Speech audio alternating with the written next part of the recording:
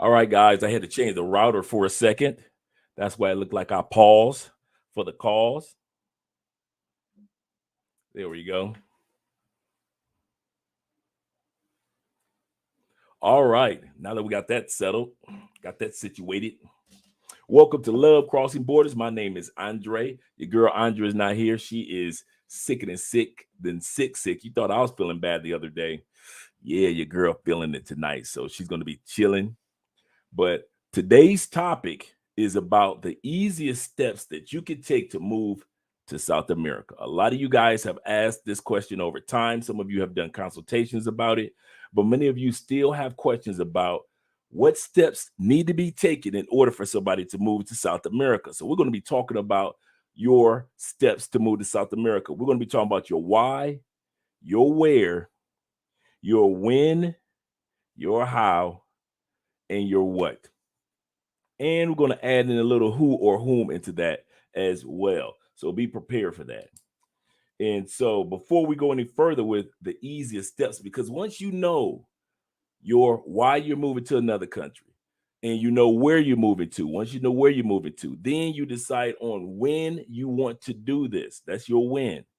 And then what are you going to be doing while you're there? Like, what location are you going to be in as far as the side, what side of the city? Are you going to get an apartment, or are you going to get you're going to try to rent a house? All these things you want to take in consideration because it's going to make your transition easiest.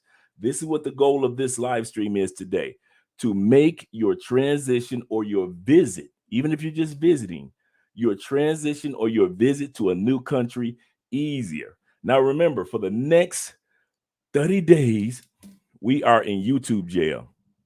So for those that are looking to support the channel, you're going to be supporting by way of the super chats or the PayPal. I mean, the PayPal or the Cash App. So we got the Cash App at the bottom. We got our PayPal, which is our email address, which is basically just if you want to reach out to us on PayPal, Felicia and then would gladly put our information, our email address in the comment section. But our Cash App is right there. Thank you all that always support the channel, always show us some love, letting us know that the information that we share with you guys is valuable to you. And so if you want to use the Cash App tonight, I'm going to be giving shout outs. If you want to use the PayPal tonight, I'm going to be giving shout outs as well. So let me go there right now so I can make sure that I give proper shout outs where shout outs are due.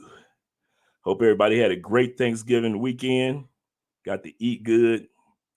Got to chill good. Relax with your families, with your people. People that drive you crazy, but people that show you love as well. So there we go. All right. And shout out to my man Kenneth that sent us $20, and Steven and Trevon and Stefano the other day, and Ramon the other day, and Jay Fleming and Tobias the other. Thank you, all you guys that last live stream that you guys showed us some love, as well as the guys with the PayPal. Let me go there. Show some love to you guys as well. This is going to be a great topic tonight, guys. So we're going to let some people roll in. We got 25 people here right now. Make sure you click that like button. We like you. Make sure you like us too. So we want to show some love to who showed us some love last time. And let's go there. Trying to pull you guys up. To Eric Lonnie, we want to show you some love. Thank you very much for last time the PayPal, and thank you very much, Jaleel. Last time you came through, brother, with the $9.70 PayPal. So thank you very much, guys, for last time that you were here, and thank you for showing love this go around as well. Now let's get started.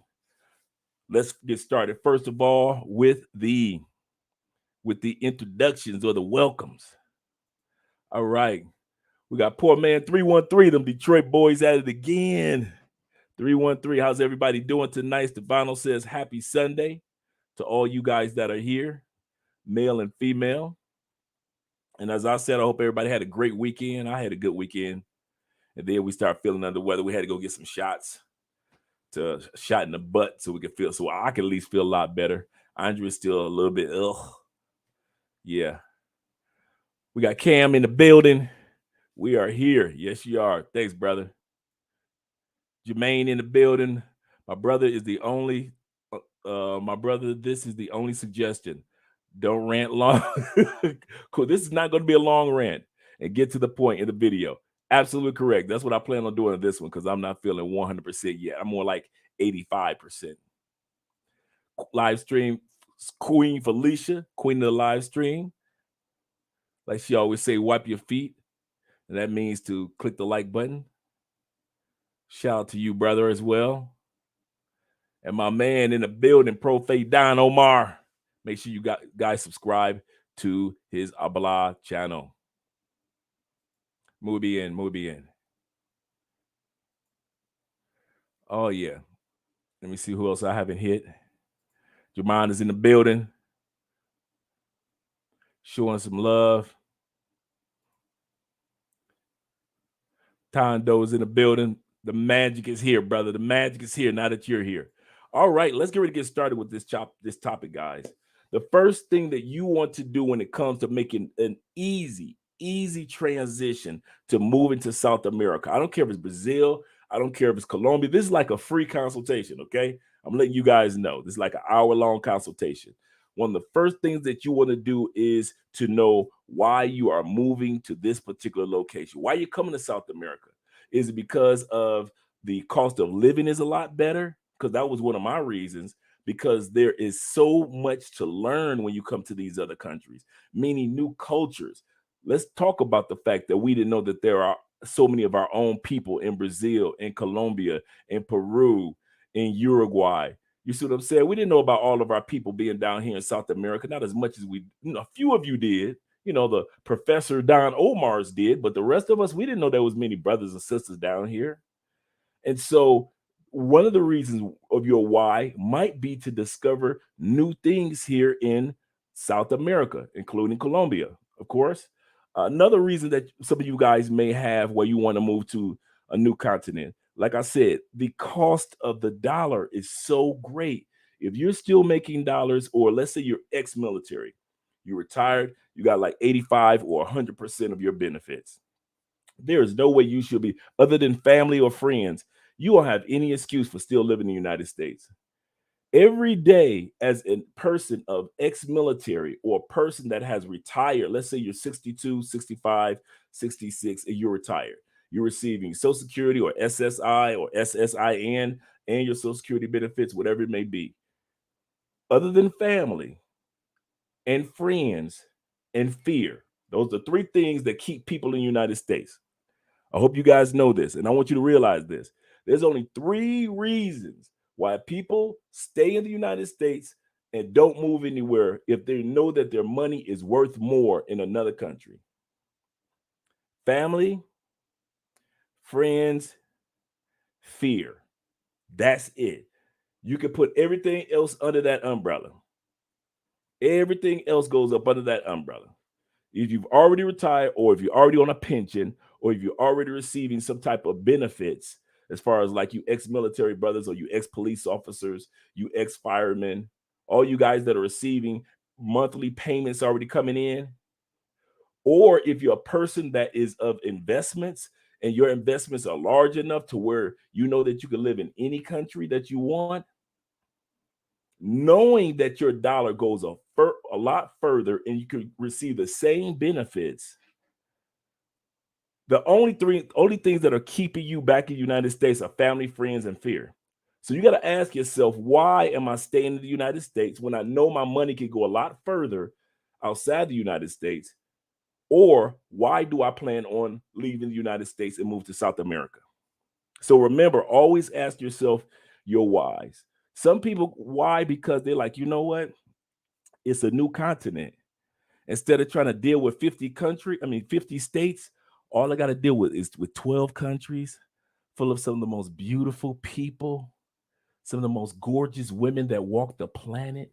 All the Miss Universes it seems like live in South America, whether it be the ones in Peru, whether it be Colombia, Miss Venezuela, Miss Brazil. They live in South America, and I can live there among those gorgeous women. I don't even have to ask for a plate of food. It's just by nature they'll take care of me as I get older because that's what they learn from their mom and their dads, different cultures. Some of you guys, your reason for coming down here, shout out to Terrell and all these other and other brothers that have come into the live stream.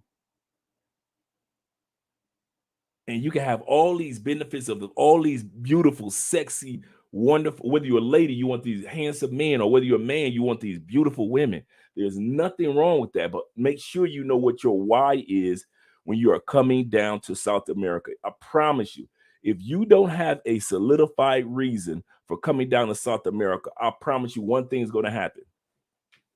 You're going to get homesick because you're not solidified. You are going to get homesick because there is no particular reason why you came down. In other words, you'll come down to South America, you'll treat yourself like a tourist instead of an expat. And tourists do what? All tourists have this in common. All of them. No matter what country you go to, all tourists have this in common. You ready? They go back home. All tourists go back home. Expats go to another country before they take their butt back home. If I don't like Colombia, I can hit Brazil. If I don't like Brazil, I can hit Thailand. If I don't like Thailand, I can hit Canada. That's an expat. A tourist, tourists do nothing but come, they visit, they may stay 3 days, they stay 3 months, but they're going back home. Why? Family, friends, fear. That's it. That's it. And you can add finance in that if you want to, for those that aren't financially stable. Let's go to the comment section, see what some of you guys have to say. Now, remember, we're just talking about the why, the easiest ways to relocate to South America. I promise you, know your why. Don't, in other words, don't, and plus, guys, before we go to the comments, don't let your why be because of something's happening in your home country. I don't like the women in the States, so I'm going to South America to find a woman. Don't let that be your why. Let the fact that you adore South American women be your why compared to your dislike for American women. You see where I'm going with that? Don't let your situation be because you feel like you're being ran off or chased off. No, let your situation be because you're moving forward in life, not because you're running from something in life. So just remember that, guys. All right, we're giving the hellos. We're getting the K pasas from the brothers. Also, shout out to you. Also, for all of the Spanish, for all of your Spanish needs, subscribe. That's right. Click the link, guys, for any of you guys that are interested in getting your Spanish stronger. All right, Global Passport says, what's up, Dre? Tonight's topic, we're talking about the easiest route or the easiest way to relocate to South America, making a smooth transition. Sometimes dudes make it a little harder than what it needs to be. So we're talking about some of the easier ways to go about doing it. Okay. Do you suggest that people come visit a minimum of 3 to 5 times before trying to make the decision to relocate to South America? Andre and Andrea love crossing board. Yes, he's absolutely correct. Thank you very much for that.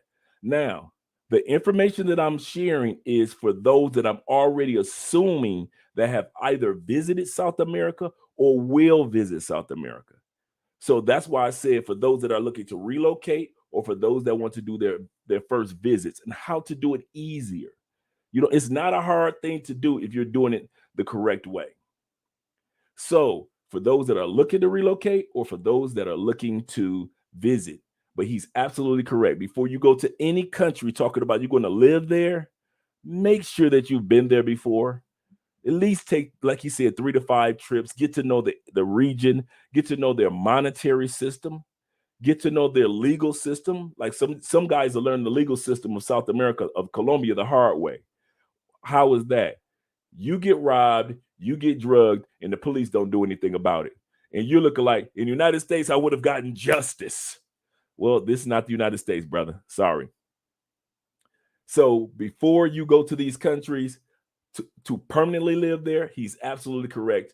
Go visit these countries at least 3 to 5 times. And I'm going to say this: don't just go to the same city.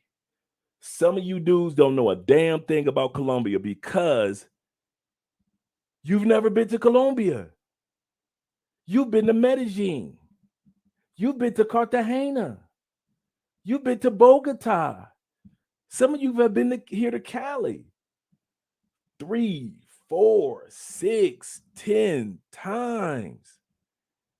You don't know nothing about Colombia. You've been to 1 or 2 cities.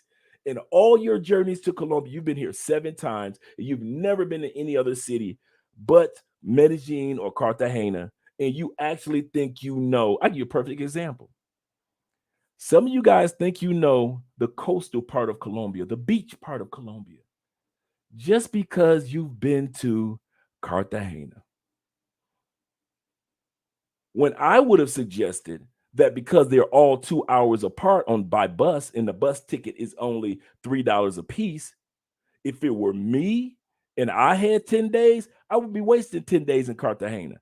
I would have spent like 3 or 4 days in Cartagena. I would have took a 2-hour bus ride for $3 and enjoyed 2 or 3 days in Barranquilla, 2-hour ride to Santa Marta for $3, and spent my last few days in Santa Marta, and I would have had already scheduled my trip flying in from the States to Cartagena, but flying out of Santa Marta. You have that whole coastal region that you could have enjoyed, but you keep running your happy tail down to Cartagena, and you actually think you know Colombia because you've been to Cartagena so many times. I'm gonna tell you now, I've been over 30 cities in this country, and I mean stayed in overnight, enjoyed the whole gambit. I'm gonna tell you now, I don't know a damn thing about Colombia as much as I could. And if you ain't been to 30 cities like I have and stayed there, literally stayed there, hung out with the people, conversed, and got to know that area, you don't know Colombia. That's just like somebody going to Disney World and said that they've been to the United States. Boo, you've been to Disney World. You ain't been to the United States. You went to Orlando. You went to one part of Florida. Every time we go to the United States, we go to Disney. You go to Orlando, that one little trip, and you swear you know the United States. Well, if they don't know the United States, how is it that we think that we know Colombia or go to Brazil? You go to Rio, that one city, you go to Rio every time. You've never been to any other place, and you listen to all these other content creators that are telling you Rio is nice, but if you really want to get a nice Brazilian experience, or if you really want to be around your own people, or if you really want to be around the business sector, every true content creator, including Austin Holloman, all of them are saying, and plus Black Men's Travel and all the other brothers are saying Rio is not the place to be. But you swear because you've been to Rio 10 times that you've been to Brazil, when everybody else is telling you the opposite. Why am I saying this? That's why he made the suggestion, take 3 to 5 trips to a particular country. And my add-on to that, if you go after your first 2 trips, go to a different city. Some of you think that if you miss out on Medellin, you're going to miss out on beautiful women. You out your raggedy mind. Medellin women ain't even the finest women in Colombia. Your finest Medellin woman is not finer than most of the women in Colombia. Nope, nope, nope. Far from it. I know this fine one in Leave Medellin and then talk to me. Leave Medellin, then talk to me. Good point, Kings. Good point. Because you're trying to rush. Don't rush it. It took Ace Live almost 2 to 3 years. He took one trip to Colombia, and it took him 2 to 3 years to get back to be settled in Colombia. It took me 3 years after my first trip to get settled in Colombia. It took Taylor Made Dreams 3 to 5 years to get, even after he bought the condo in DR, 3 to 5 years to officially, this is where I live in Dominican Republic. It takes time, guys. Don't make the mistake of trying to rush through it. I'm showing you the easiest way of doing it, not the fastest way of doing it. You catch on to that? So the first thing you want to do is know your why. Second thing is you want to know your where you're going to get settled, where you're going to hang out, where's going to be your spot, what's going to be the place. Are you a big city person? Are you a person that loves the quietness of the farm life? Because the farms down here are so inexpensive. Beautiful open land. You get you a couple of horses or some cows, some pigs. Some of you are just some regular country folk. Ain't nothing wrong with it. And you miss that southern life. You kind of like, see, y'all think I'm playing. Why you think Dave Chappelle lives on a farm in the state of Ohio, in the middle of Ohio? You're like, wait a minute. We're talking about one of the most famous entertainers. He could be living in New York or in Hollywood where all his friends are. And where does Dave Chappelle live with his Asian wife and his Asian children? He's got farmland in Ohio. Some of you brothers and sisters are like that too. You're not looking for the rush of life. You might just want something that's settled, kind of quiet. And so if you want to be in a Medellin, you go to Medellin, you could party, have your fun, or go to Cartagena or Cali and have your fun, and then go back home to where it's relaxing, where you got good neighbors, you could just enjoy your life. Some of you brothers are like that. So you got to know your where. You got to know your where. The other thing is when it comes to your where, you got to know if you are a person that wants to be on. I give another story. If you want to be in Medellin or in Cartagena or in Cali or in the larger cities, my man Carlton's Travel. Shout out to Carlton. A lot of you guys know Carlton from YouTube.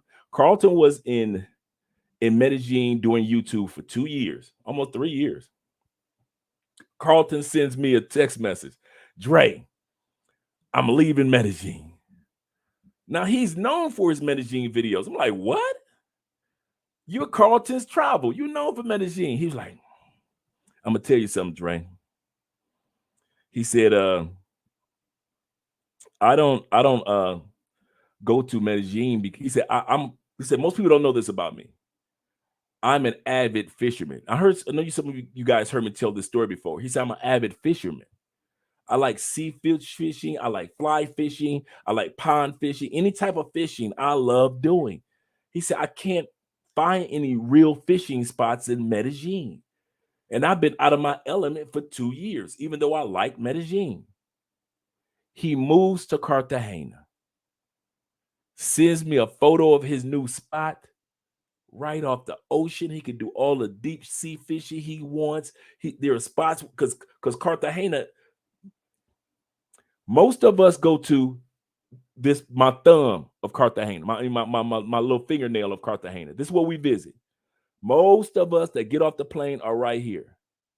Cartagena is literally my whole hand. That's how big Cartagena is. You can look it up on the map. You will laugh once you see that we only go to this part, to this little part of Cartagena, and we actually think we're seeing something and doing something. Cartagena is humongous. So for him to be able to find spots to go fly fishing and pond fishing and deep sea fishing, he's in his element. He's happy. Now he's traveling to Europe and things like that. So realize you got to know your where. Just because Medellin is everybody else's where, that in Cali is mine and Andrea's where, and Bogota is Los's where, that doesn't necessarily mean that's your where, your location where you want to settle. Also, I got another partner. I mentioned this to y'all. He came down here in 2020, moved to Barranquilla, got his online businesses going, living wonderful life. Went to go visit Brazil one time, and they never made it back to Colombia. He swore in his heart that Colombia was his place to be, and found out that of these 12 countries, that Brazil was his place to be. So realize your where initially might not be your where long term. So realize there's some short-term visits that you're going to make, and there's some long-term visits that you're going to make. And this is how you make your transition or your visits to Colombia or any parts of South America a lot easier. That's what I'm talking about. Know your why. Next, know your where, your locations. So many people are trying to get here to Cali, and I'm trying to tell you, don't come here.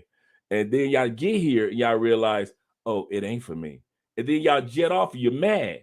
And I'm like, I told you don't come here. Cali ain't for everybody. But neither is Medellin. Some of you guys aren't, you don't want to be in a hustle or bustle, a big city, Chicago style, like Kings of Dreams. He likes that. That's why he likes Medellin. That's why he likes Bogota. That's why he likes the big city move. He's a big city man. Some of you guys aren't wired like that. You're coming from smaller locations, smaller towns, or you want to move into a smaller mindset. So, but if some of you guys that are big city people, you try to come to Cali, you get disappointed fast, because if don't nobody show you where nothing is, you won't know where to go. And so know your where. Definitely know your where. But I'm about to go into the comment section, hear what you guys have to say.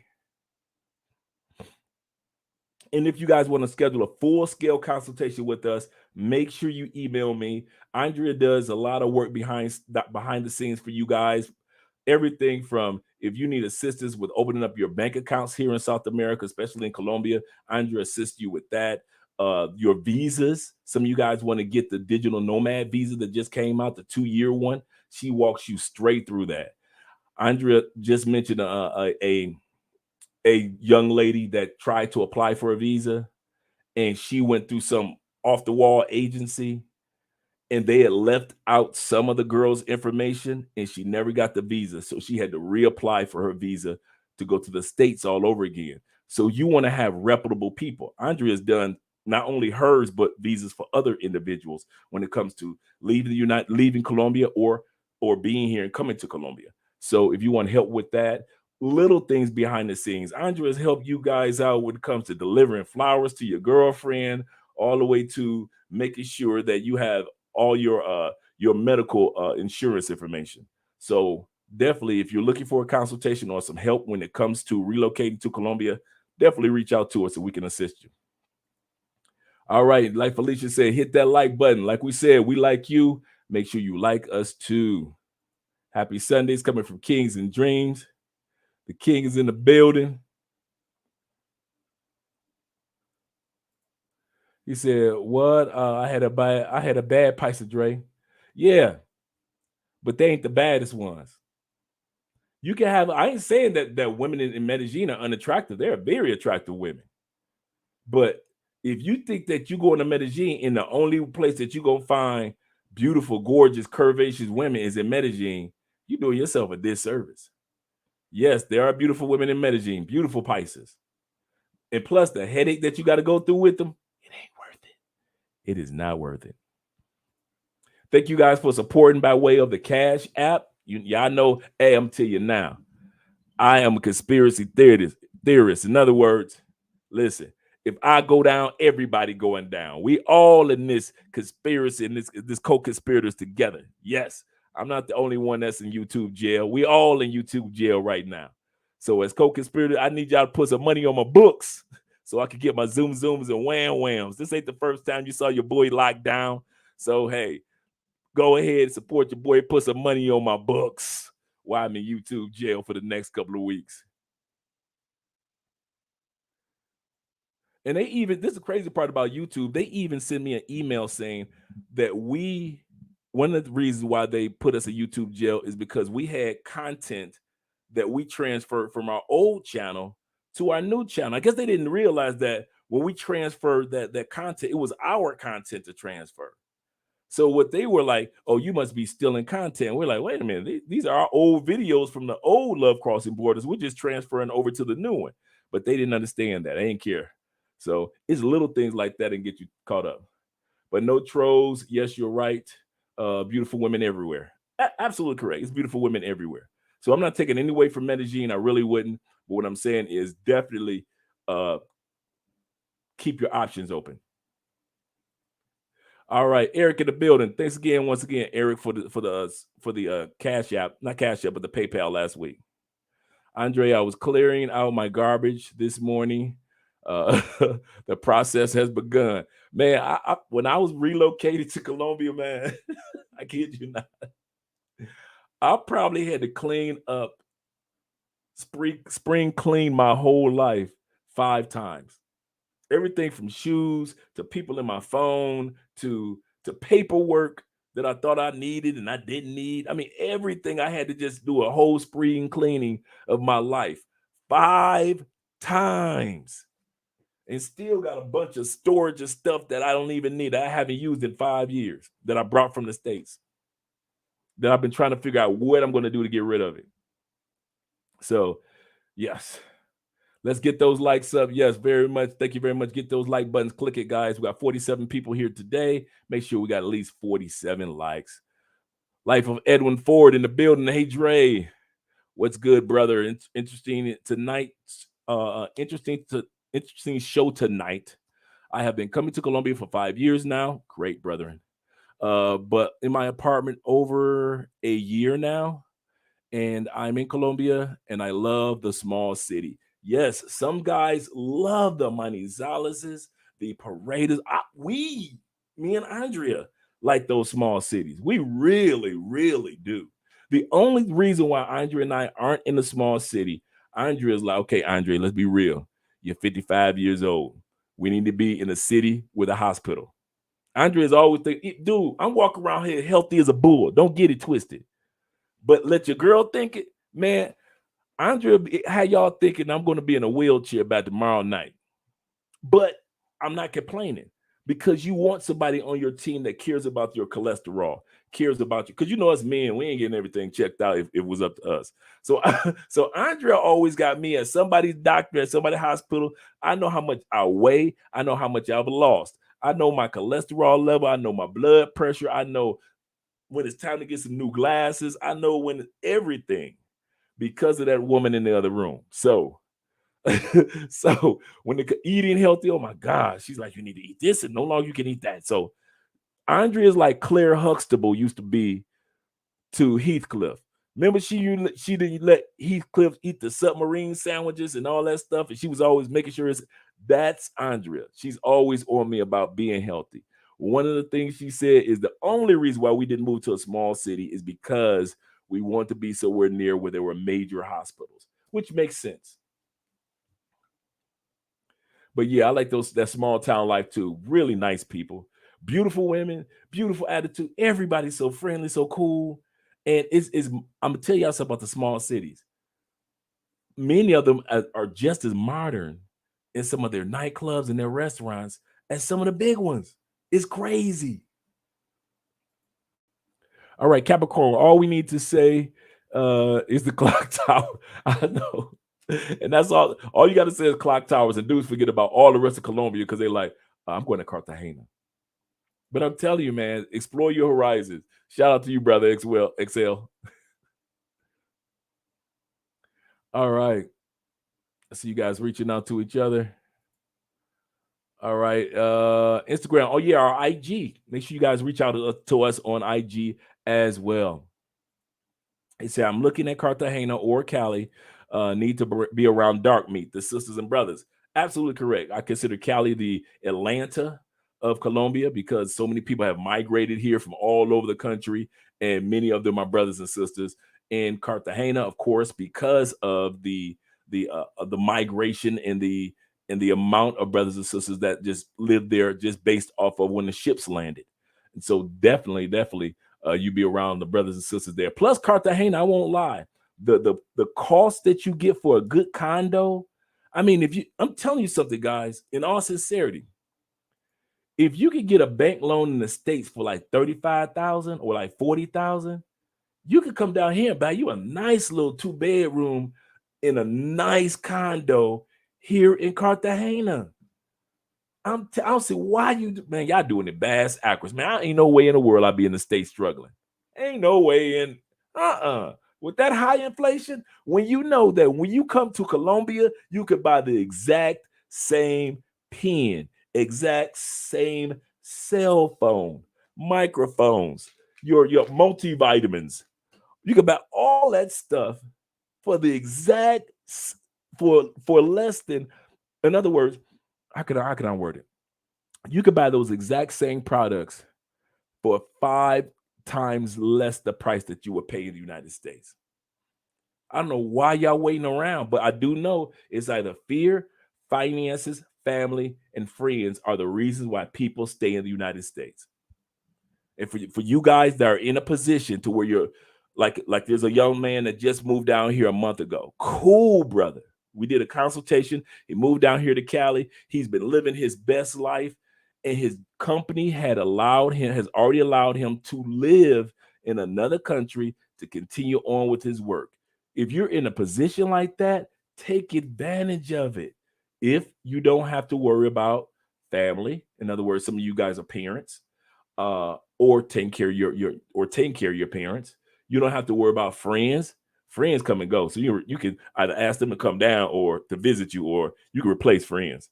Uh, and your fears. If you're over the fear of living in another country, come on down and give it a chance. The worst thing that could happen is you move back to your home country. That's the worst. I'm sorry to say it like that. I wish I could say that was the best thing that could happen to you. But the worst thing for me is to move back to the United States. Man, you talking about a man that be in tears. I'd be on an airplane crying and rocking like somebody's grandmama. Jesus, what's your plan for me? I can't live in this country again. Man, please.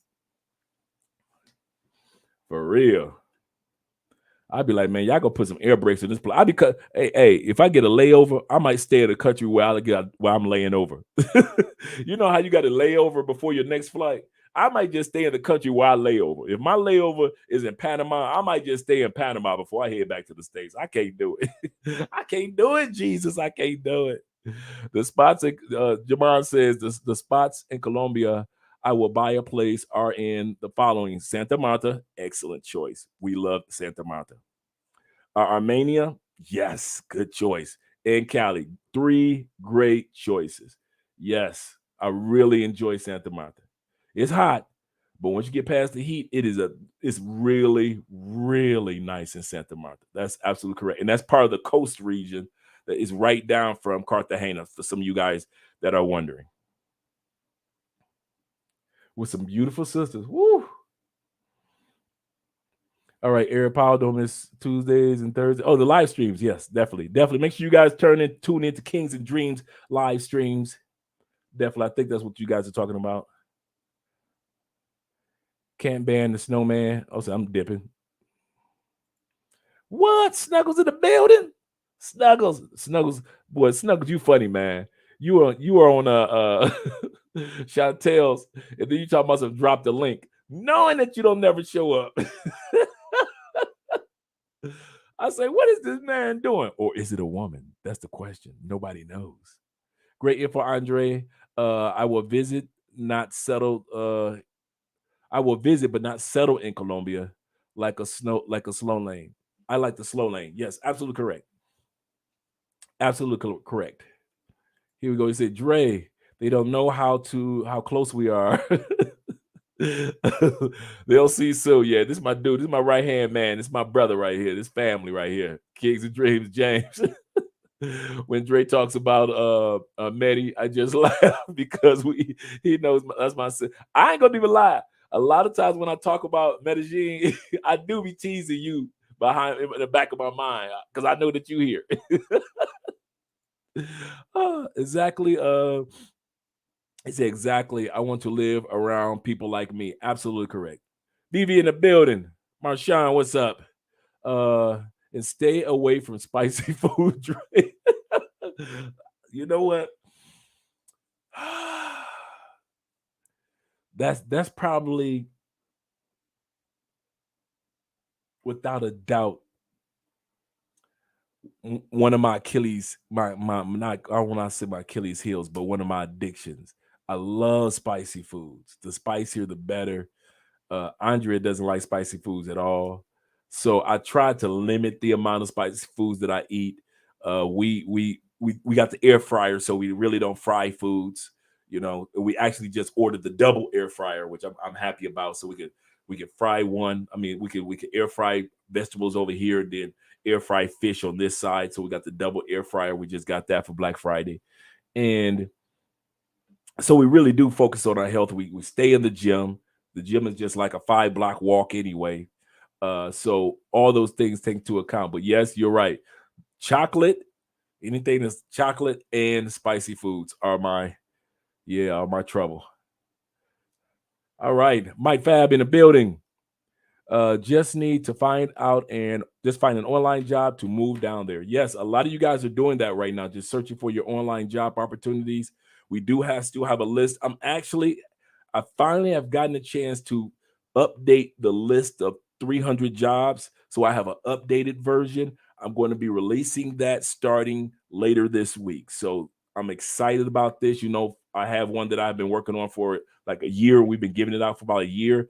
Now I have the 2.0 version of those particular jobs. And just like with the first list of online jobs, I'll also put in there how much a person makes with these particular jobs. So I don't just put a list out there and you don't know how much they make. I actually put it out there in what they look for as well as how much they make.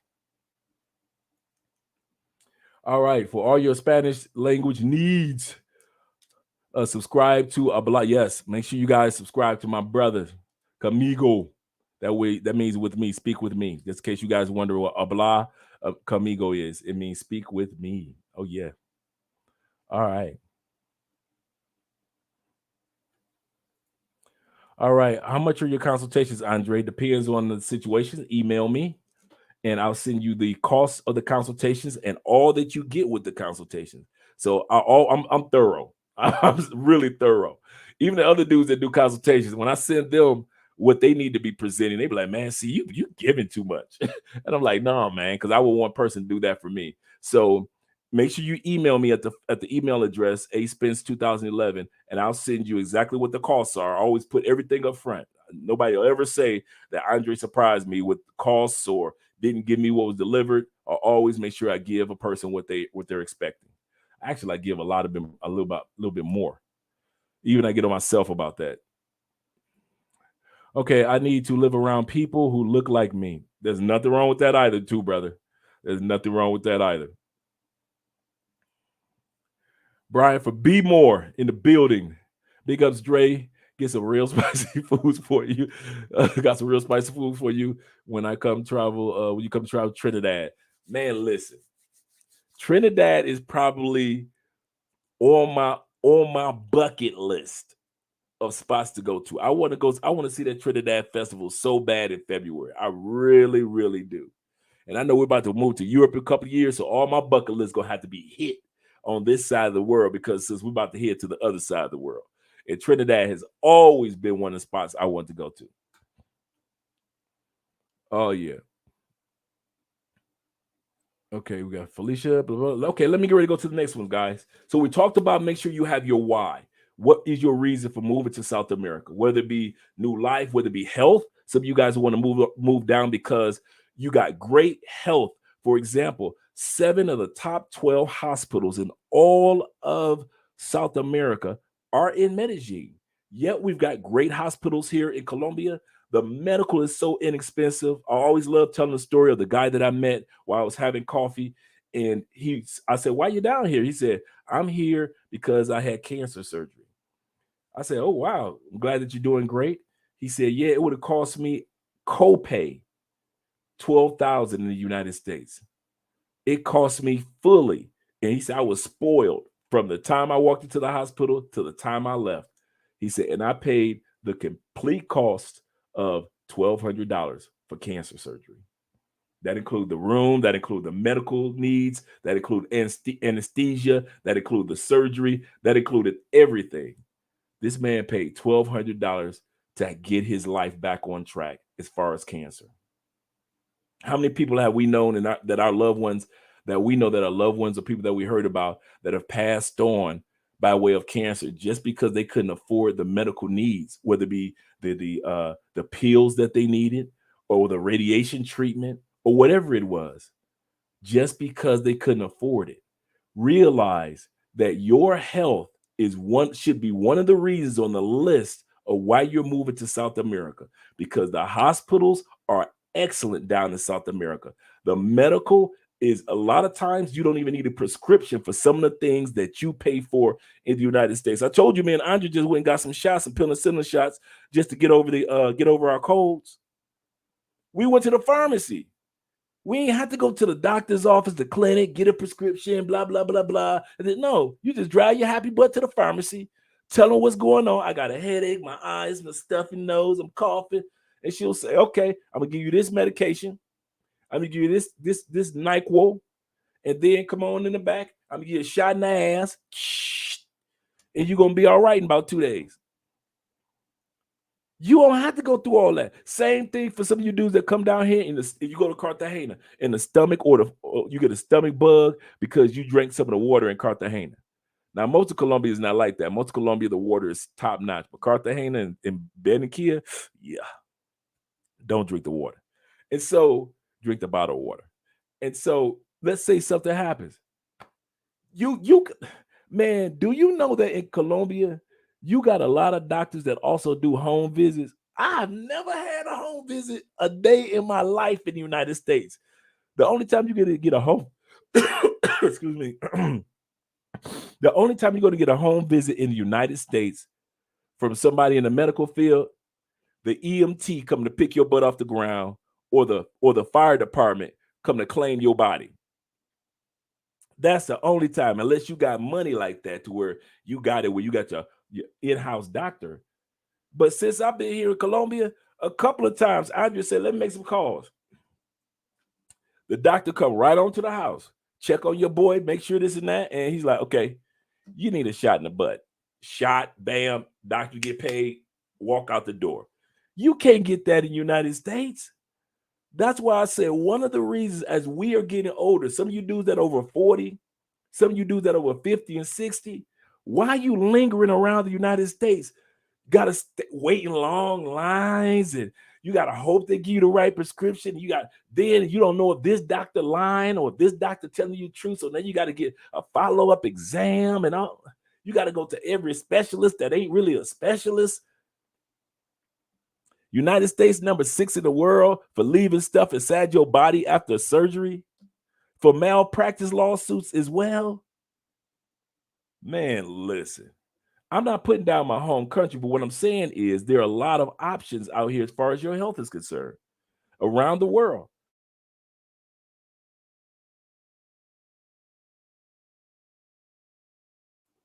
The last bit of that cold trying to come out your boy's system. Yes, health is at the top of my list. Absolutely correct. Absolutely correct. And we're talking about when you're in South America, it's not like North America, where you got a few trees here and a few trees there, right? You are in South America, in the Amazon jungle, the rainforest, not a rainforest. There are a lot of rainforests, but South America, the Amazon, you in the Amazon, you know how fresh your oxygen is when you are next door to the Amazon jungle. Man, listen, you ain't waiting for fresh oxygen to come all the way to the United States. You got fresh oxygen in the continent in which you live. I was looking at an interview of the island with is a black island here in Colombia. It's the most dense population in the world. It's house on top of house on top of house on top of houses. It's a black city. I mean, a black country. I'm sorry, a black island. It's the only legal speaking English population in Colombia. So they speak English and they speak Spanish. And the dude was there. He was showing his trip there where he was there for a few days. And it's dense. It's only like 800 people there. And how they get their electricity through solar. Do you know the average person on this densely populated island of 800 plus black people live between 80 to 90 years old? I mean, between 85 to 90 years old on average. Meaning when you born there, you're going to live healthy for a long time. Let's talk about in a country where you can buy all you want, make all the money you want, have all the love and the ladies that you want, all the cars you want, buy all the houses you want in the United States. And we are some of the most unhealthiest people, black men. We are known to only make it to like what, 67 years old? Where everybody else make it to 70, 80 years old. Black men still dying at the rate of 67 years old. When you got a small island that's saying we live till we in our 80 to 85 to 90 of black people. So what's wrong? What's the difference between the black people that making all this money in the United States and these people that's barely making anything, but they live a lot longer? Less stress, less anxiety, less trying to keep up with the Joneses. So they can live as long as they need to, while we dying on average as black men at 67 years old. The average person in the United States, once they retire, fully retire, did you know the average person in the United States only live 5 years after they retire? Unless they retired early. But if they're I'm talking about one of those people that mentally depended on their job, and then afterwards they have no life, they don't have no plans for after retirement. The average person in the United States dies 5 years after they retire at 62.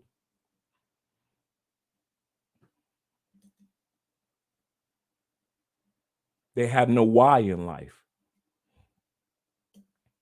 That's why I said have your why when you come moving to South America, because you're going to need it. The next thing we said, we talked about your where. The next thing we're going to talk about is when to do it. When is the best time for you to move to South America? Excuse me, guys. Make sure you subscribe to Andre's channel as well. Make sure you subscribe to Andre's channel as well. He says, I work for the health insurance in LA, and there's no way a person can see a specialist without getting an authorization from your doctor, or at a point, it's up to the medical group to approve. Not here. Are there specialists? Of course. Special you need specialists. That's people that specialize in something. But to have to wait every time to go see a specialist, no. No, not here. That's not happening. Whatever your regular physician is just there to tell you what your specialist is who you need to go see as a specialist. That's as much as you need here in Colombia. If you really need to see a specialist about something, your regular doctor is going to say, yes, you need to see a specialist. We're going to send you to a specialist. And it is not that hard. It is not that hard, and it is not expensive. Dude, because we have life insurance and medical insurance here, dude, my copay every time we go is like $2, $3. I mean, at the most for everything. Dude, I'm telling you, Andre's got a folder on me at least that thick of paperwork. Dude, I've only been here 5 years. I know everything about this body that in the States, it would have been too expensive for me to know as much as I know about this body, or I would have been too distracted with making money, or I would have been too distracted with the ladies, or too distracted of being selfish in life. Whatever it was, I wasn't going to get checked up the way that I should be checked up. Got here to Colombia, now I got a big old file on everything from my ears to literally my toes. I'm going to see the toe doctors, not just what is a podiatrist, not just getting a pedicure. I'm talking about getting everything clean out everything. All the stuff that you haven't thought about, like, man, I do need to get my ears cleaned down, you know. Or I do need to get these ugly ass feet taken care of. But you're so busy.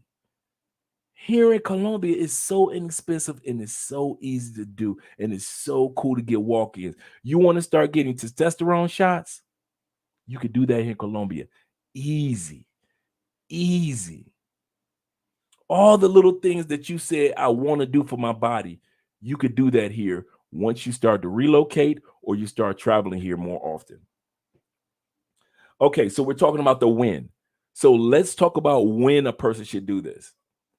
Just because you've made your visitations to Colombia or any parts of South America, you have to decide on when you want to do it.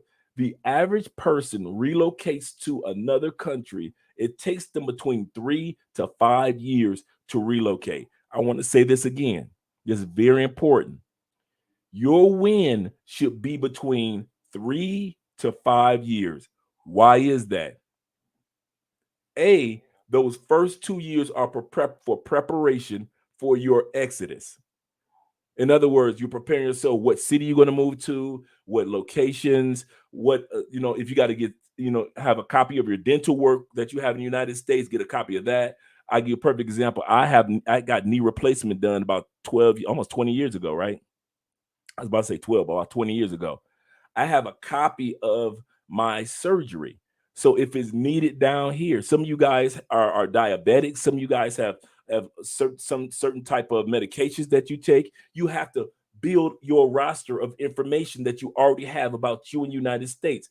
Those first 2 years first 2 to 4 years need to be dedicated to laying down the foundation. Some of you dudes have come here and visited, but you want to get you an online job or start you an online business.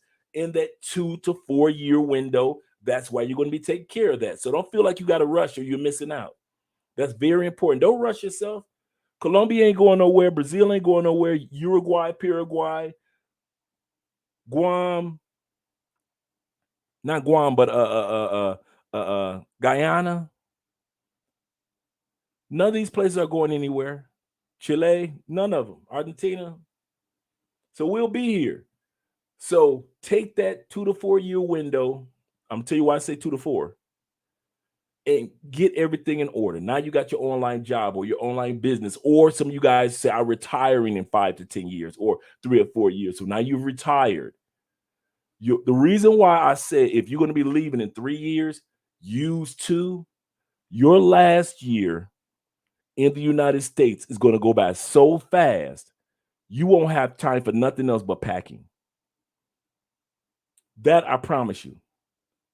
You won't have time to be running around trying to get your medical records together and saying goodbyes and cleaning out your cell phone of negative people. I promise you, your last year in your home country will go by like this. It'll go by like that. I promise you. Your first year in your new country will go by like that. You won't have time for anything. So since you know that your last year in the United States is going to fly by, and your first year in your new country in South America is going to fly by, all your preparation work needs to be done in advance. Where you're going to live, where you're going to stay, what you're going to do, so forth and so forth. All that needs to be done in advance. Don't think that, well, I can move to Colombia tomorrow. Yes, you can. And it's going to be a harder transition if you move here too fast. Remember, I'm trying to show you how to do it the easiest way of doing it. All right.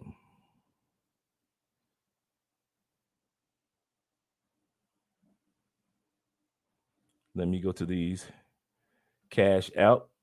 And thank you very much for Malcolm. Thank you very much for your $15 super chat. Your cash app. Thank you very much, brethren. Y'all better get some cash apps up because y'all, I got some videos for y'all. Y'all don't want to see them videos. Okay, y'all think I'm playing. All right, y'all want to do some cash apps? Okay, I got one for you. Money work. El mundo quiere dinero. Money work. Se arregla con dinero. Money work. Si me quiero educar, dormir en algún lugar, un lugar para trabajar, y si no hay para emigrar. Todo money, money, todo el dinero. Solo un par de gente se lleva el botín entero. Funny, funny, pasa verdadero. Si tienen lo verde siempre llegará primero. Pero llegaremos antes o después. Solo a lo suyo, que Dios te lo ve. Money work.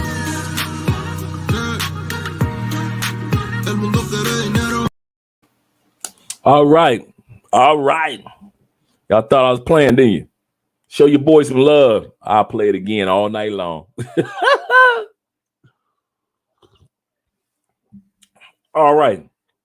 We're talking about the what. We're talking about the what. So we're going to go to the comment section, hear what you guys have to say. Then we're going to continue to talk about the what. He said, I'm dying from having nothing to do. Yeah, dying from having nothing to do. Absolutely correct. Absolutely correct.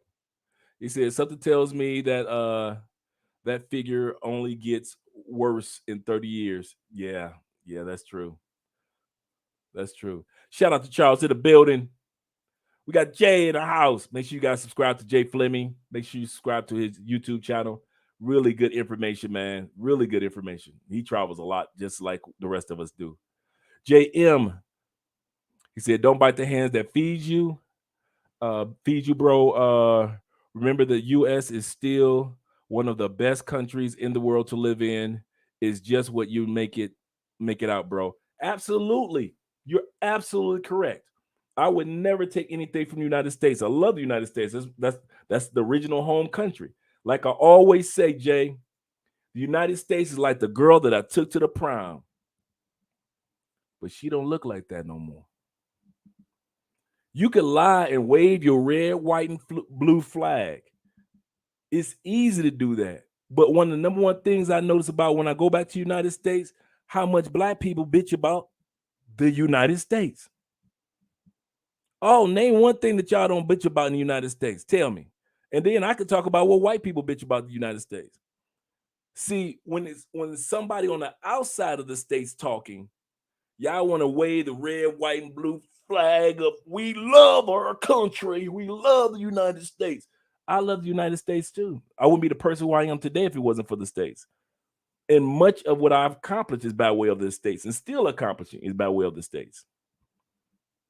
You only see this YouTube channel.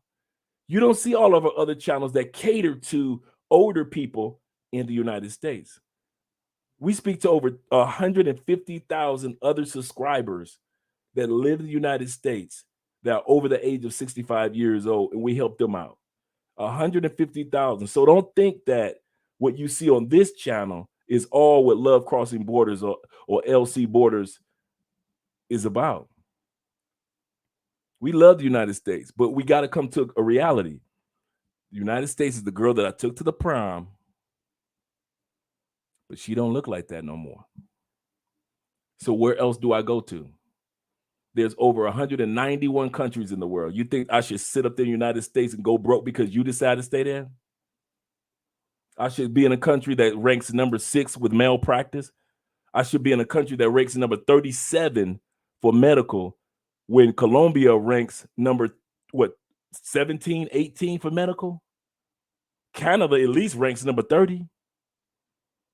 I should die because of overpricing for medical needs and medication because I'm in the red, white, and blue. I should do that at the age of 55.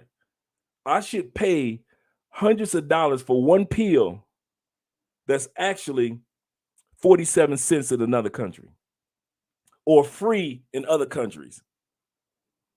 I should go back and do that. That's what you're telling me I should do.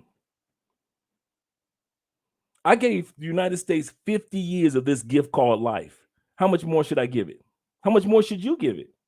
And I mean this, guys.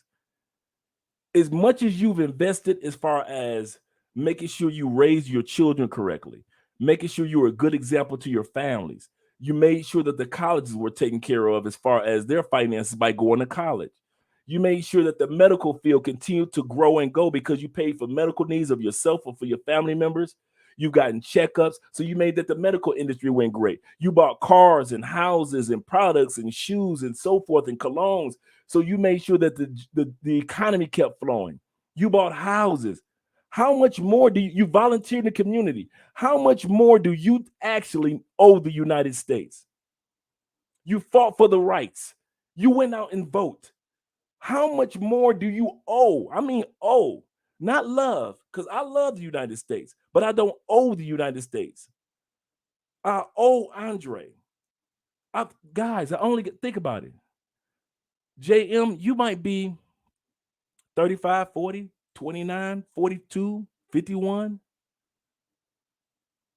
You might got longer to be on this planet than I do. I don't have time to waste in the name of owing a country. I don't owe Colombia. I don't owe Europe. I don't owe Africa. I owe Andre. Andre is the one that's going to be cremated, not the United States and not any other place. I'm the one that got to live this thing till the wheels fall off. So when it comes to making guys feel like they owe the United States, you don't owe the United States anything. You've done all that you're supposed to do to keep the U.S. economy, the people, and all that it stands for so it can remain the great country that it is. You've done your part. So if you decide, and this is very important, and I'm not coming at you, JM, I promise you I'm not, brother, but I'm glad that you addressed this. You've done your part to make sure that the United States remains the strong country that it is. But you don't owe the United States to remain there. You owe you. Always remember, that's a part of the why you're relocating to another country. Not because you don't like the States. I'm not saying don't like the States. I'm saying relocate if you found something better. I found something better. Austin Holloman has found something better. Russ with Tailor Made Dream has found something better. Ace Live has found something better. We found something better. We're able to receive the benefits of using the U.S. economy and investments to make U.S. dollars and yet live in other countries. And you dare to want us to go back to that? No, brother, that's not going to happen. And a lot of men and women are coming, even more women. Even if you think if y'all brother think that the passport bros and all of us passport gentlemen and all the brothers with passports over the last 30 years, we doing something, brothers, y'all should see how soon the sisters been leaving the United States. Man, it's so many sister groups on Facebook they gone, they been gone. We just catching on since 2013 on up. Sisters been using their passports and have been gone and ain't been back. They just criticizing because it's us brothers. So don't get it twisted. If you're gonna say something, don't just talk about us brothers. Talk about all, because sisters been gone for the longest. Gone.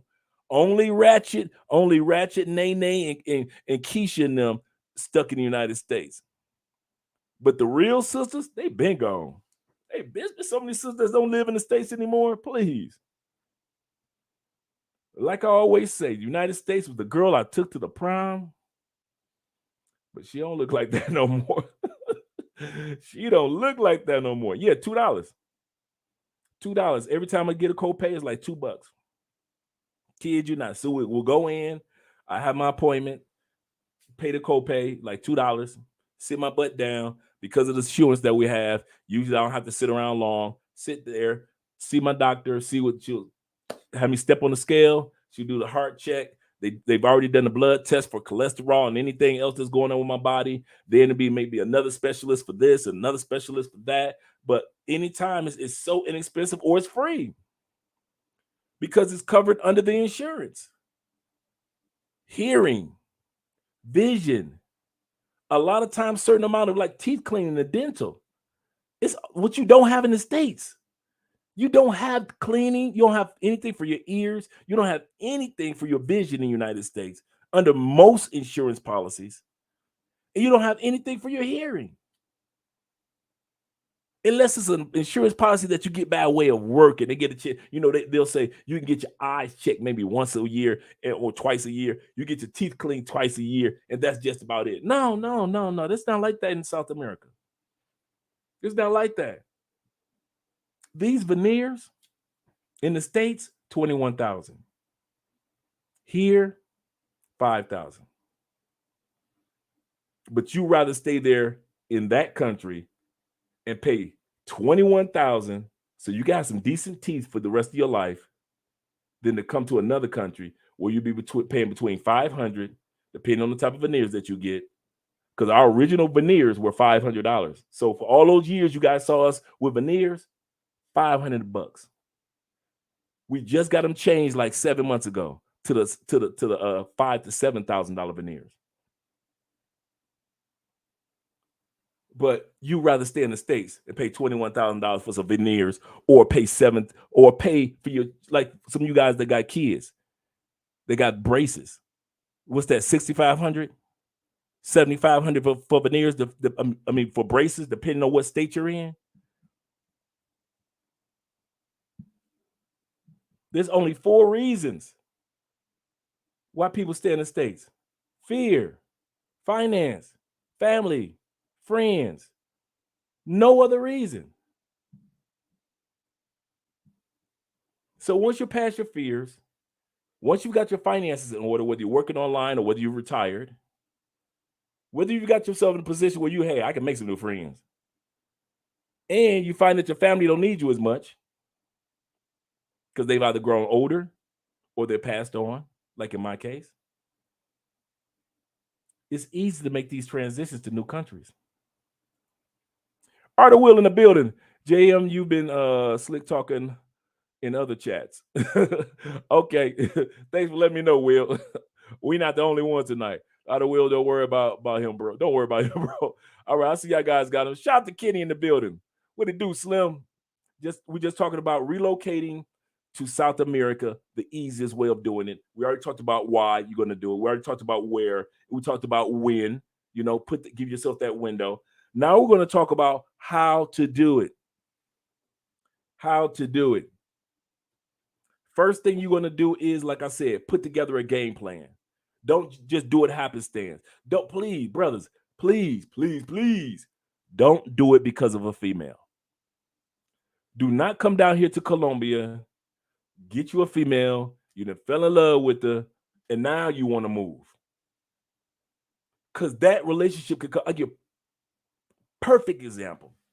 My boy Kenny, other side of Cali, south side, but tried to get his butt to move over here for the longest. Retired, 60 years old, ex-military, got his full pension, doing his thing. Coolest brother you ever want to meet, right? Moved down here, had him a little girlfriend, a little Venezuelan girlfriend, right? No. Before that, had him a girl that he met online. They hit it off. Now Kenny is like in his 60s, so he was dating somebody like in their 30s and 40s. And she had to have surgery like a couple weeks before he came down. I don't know what surgery it was. It wasn't like cosmetic. It was like something with her appendix or something. And she really thought that she would have time to spend with him and hang out with him on that particular trip. He's excited. She's excited. But her body wouldn't allow her, because she wasn't fully healed, to hang out with him the way that he wanted and she wanted.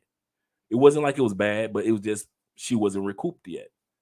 Plus, at the same time, she had her son. So that's another red flag. You're coming down here for a woman that got kids. What happens? A couple weeks later, this person who he thought he was going to be with, you could have put money on it, they decide to separate. He wasn't here 2 weeks. What happens? He meet another young lady. Everything is going great, but she had family in Bogota. Ken, hey, I like her. Remember what I just said? Don't move for a woman. He moves to Bogota.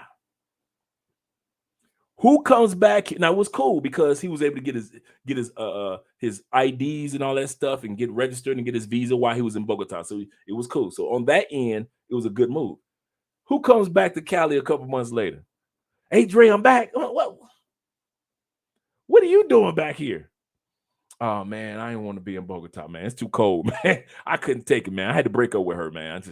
It wasn't working for me. She wanted to be in Bogota near her daughter and another woman with kids. And I couldn't take Bogota cold. He said, so after I got done with my business, as far as get my visa while I was in Bogota, he said, man, I'm back here in Cali. Now he's taking his time and he's dating and meeting different people and enjoying his time in Colombia and here in Cali. What am I saying to you? Do not let a woman be the reason. Women, the same thing with you towards men. Do not let a person be the reason why you relocate to Colombia. That's not a good move, because circumstances could change once you get here, just like I told my boy Ken's story. And he's open with that story being told.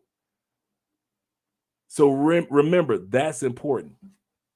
This is why we're talking about this topic. Thank you, LX Pro, for the $5 cash app, brothers. I think, man, I appreciate you guys, man. I really do. I really do. I say that from a sincere heart, because it lets me know that what we share with you guys and all the research that we do behind the scenes don't fall on deaf ears. You guys don't take us for granted, because we don't take you guys for granted. Okay. Eric says it will be difficult. He said, to be honest, the older we get, the more difficult it is to relocate. True. Especially to another country. True. And a lot of it, Eric, is because we don't have enough information. So we assume that we know about other countries. And so the older we get, the less information we know. And that's why we as a channel try to put out as much information. So if anybody ever comes to YouTube and they're our ages, over 40, over 35, over 50 or 60, they can have proper information on, okay, Andre did it. He did it when he was 50 years old. Went down there, enjoyed his time. Then he fell in love. I was wilding and having fun like the rest of you guys. Then I decided to fall in love, and everything's been working out great. If he could do it, he's 55 and his wife is 27. I'm like, cool. I mean, think about it. By the time I hit 60, Andrea just be 33, going on 34. And she act like she already 60. And I still act like I'm 34. See how that work? It's true. And so at the end of the day, guys, do realize that no matter what age, that's why I say that the four areas are family. One of the reasons why it's harder for older people to relocate is because of family, because they got the grandkids now and things like that. So I can understand. Friends, they've had some of these friends for 30 or 40 years. They're church friends and so forth. I got that. Fear. They don't have enough information about other countries to move to these other countries, especially Black people in our community. We don't share no information because we don't have that much information. And finances. They actually think that they can't afford to live in these other countries when it's the exact opposite. You can afford as an elder to live on your Social Security with your SSI or SSDI easier in Colombia or Brazil than you can in the United States. And if you think I'm lying, go to Mostly Money, our other channel. Most of our audience is over 120,000 people that are over the age of 60 years old. 50% of our audience are white women over the age of 65. And you read the comments, any one of our videos, of how these people are struggling with SSI, SSDI, people that are part of retired railroads, retired school teachers, people that are survivors, their loved one has passed on. It is more difficult to live as an older person, and many of us are getting there. Dude, I'll be 60 in 5 years. If I was still living in the States, man, I wouldn't know what the... Over 55% of U.S. citizens, I just read this yesterday, 55% of U.S. citizens don't have $1 in savings for retirement. I'm going to say that one again. 55% of us U.S. citizens, you red, white, and blues that's crying about your country being so great, 55% of y'all will be broke when you turn 62, when it's time to take your Social Security check. That's why over 50% of Americans retire at 62 instead of their full retirement age to get their full retirement benefits, which is 66, 67. Why? You don't think, you're going to live that long. Remember, if you retire at 62, the average American dies 5 years later because they have no life anyway. So they're dead. So they don't make it to 67. So they assume that I might as well get it at 62 to get some type of compensation for all my work. Because most Americans, 55%, don't have $1. One. Get it? I want you to think about that for a minute. 55% of you, 55% of people in this comment section don't have a dime. put to the side for retirement. 55% of the comment. And now everybody looking in the comments like, is it him? Is it her? Is it him? Is it her? Now it's sticking, right? Now you get what I'm saying. When you could take that same retirement check, relocate to another country, and live the rest of your life healthy, longer, great medical, and so forth and so forth. That's why there are over 1.1 million Americans right now, and most of them are retirees living in Mexico. Mexico is the #1 retirement country in the world for Americans. Mexicans have that nurturing nature of the Latin community, that family nature. So you could be like, in other words, if I had a choice between if I'm going to be in a nursing home in the United States and in Mexico, give me Mexico. I'm not trying to be dealing with one of those nursing aides and one of those doctors that could give less than a dang about me because they don't have a nurturing bone in their body. Many of them do because I used to work in nursing homes, but a lot of them don't. It's just a regular job to them. But in the Latin communities, taking care of old people is a part of their nature. It's part of their culture and their customs. So what's going on? A lot of old people taking their retirement money and heading down to Mexico. That's why I was laughing the whole time Trump was in office and Trump talking about building a wall. For who? All these, y'all looking at the news like a bunch of idiots. Y'all looking at them like, look at all these people, these immigrants trying to come into our country and blah, blah, blah, blah. 5,000 immigrants from Paraguay or Argentina have come to the American borders through Mexico. 5,000, huh? 15,000 of Mexicans have tried to come through American borders. 15,000, huh? 1.1 million Americans have crossed the border to Mexico. And you want to get on the news and bitch about them few little immigrants that come to America. And y'all usually give them the jobs that we don't do anyway. Most of y'all ain't cleaning furniture in Motel 6 and cleaning sheets in Motel 7. Most of y'all ain't out there picking plants and chopping the meat up and putting them in packages in the United. Most of y'all ain't doing it. There are a lot of jobs that Americans, we don't do. So all that fussing about immigrants coming to the United States, man, y'all need to stop listening to what the news is saying, what politicians are trying to say. Oh, they shipping them all up to New York. They shipping them all up to Philadelphia. They shipping them all up from Texas. Yeah, that's wrong. They shouldn't be doing that.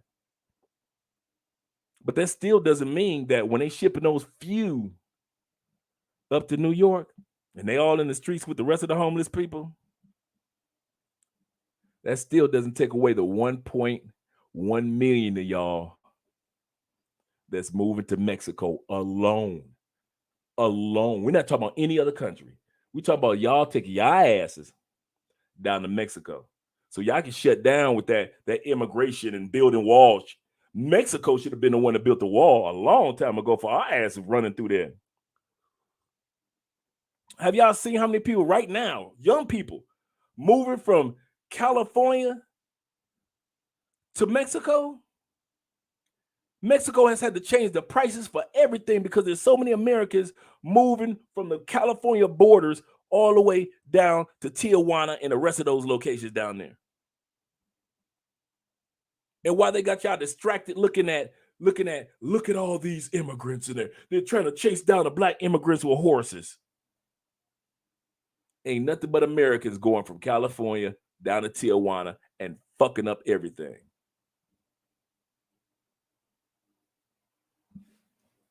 All you Americans. Y'all better do y'all homework, man. I got to study this stuff. Once I get off of here, I spend all day studying the U.S. in a way that you don't. All day. All day long. I know stuff about the U.S. that most people don't even think about studying. So when I say something, don't think that I just made it up. Is there an Airbnb business opportunity in Colombia? Actually, there is an excellent Airbnb opportunities for guys that want to do Airbnbs in Colombia. And a lot of guys do that. They come down here, purchase a piece of property, and they Airbnb it out. I got a partner down here. I got another. This is a business. Kid you not, brother does it down here. He's got 7 spots. You're like, how the hell he got 7 spots? He will come down here to Colombia, find an Airbnb in a nice spot, stay there for a couple of weeks, then talk to the owner, not talk to Airbnb, talk to the owner. He said, listen, I want your spot for six to 9 months. How much is it that you would charge me? Not through Airbnb, but you directly. How much would you charge me? About whatever it may be. And usually it's far less than what Airbnb is going to charge. He pays him for the 9 months. And he rents that exact spot out as an Airbnb for profit. He's got 7 locations throughout Cali right now that he's actually done that. He'll get an Airbnb, stay there for a couple of weeks, make sure everything is good, talk to the owner, pay them in advance, put it back on the Airbnb listing, or he may even rent some of them as a full-scale rental to foreigners. And he's making his money.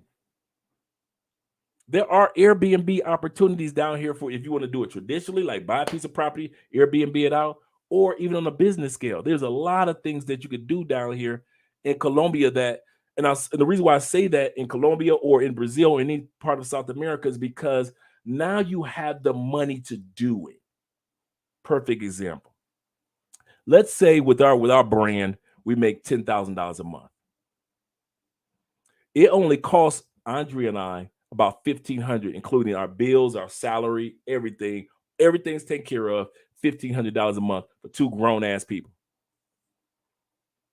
That leaves us with $8,500 a month every month. Not including the fact that $85, because it's American dollars, it's worth 5 times as much in spending power in Colombia. You see where I'm going with that? It's as if we're averaging about $42,000, $43,000 a month when you multiply it by 5 in spending power just put to the side. Because we've already paid everything off. I got my salary. Andre's got her salary. We paid all our bills off. All insurances have been paid. Food costs put off into it. Miscellaneous, all that $1,200 a month. I mean, $1,500 a month. Leaving us with $8,500 with the buying power of $44,000. You with me with that? You got money to do. That's what my point is. Compared to United States, your insurance, you got to pay out that. Your rent, you paying out that. Your food bill, you paying out that. You dating somebody in the United States, she wants you to come out big bucks. You paying for everything, gas out that. Y'all sitting up there when y'all was dealing with $6, $7, $8 a gallon. You know how much Colombians was paying? $2.12 for the same damn gas y'all paid. $2.12 a gallon. And we thought that was high. We were like, what is wrong with these gas prices? $2.12. This is madness. This is madness. $2.12. Man, I ain't seen $2.12 since the 80s when I was a shorty. So, guys, realize these are some of the whys you want to relocate to another country. So let me go to the comment section real quick. Word, move to Mexico with no other plans and $10K. It was terrible. Yeah, good point. Andre, if you had a choice between Santa Marta, San Andreas, we're going to San Andreas in a couple weeks too. This will be my first trip. Andre's been there a couple of times. But this will be my first trip to San Andreas. So I'm excited. Barranquilla, Cartagena, which one would you choose? Me, that's a good one, Barranquilla. Barranquilla is a larger city. Remember, we got to think about hospitals. So it's still a larger city, but it's not too large. So it's not as large or famous as Cartagena, but it's right down, it's only 2 hours away from Cartagena, right off the same freeway, right off the Atlantic Ocean. So you still get that you get everything that Cartagena gets except for the fame. Beautiful women, check. A lot of sisters, check. Festivals and fun, check. And then when you need it to be quiet, it's quiet, check. Cartagena don't know how to shut up. It's always live. Do you always want your neighbors to be throwing a party every day? That's Cartagena. That was like when I was living in Orlando, and you got 22 million people visit Orlando, Florida every year just to see the mouse, right?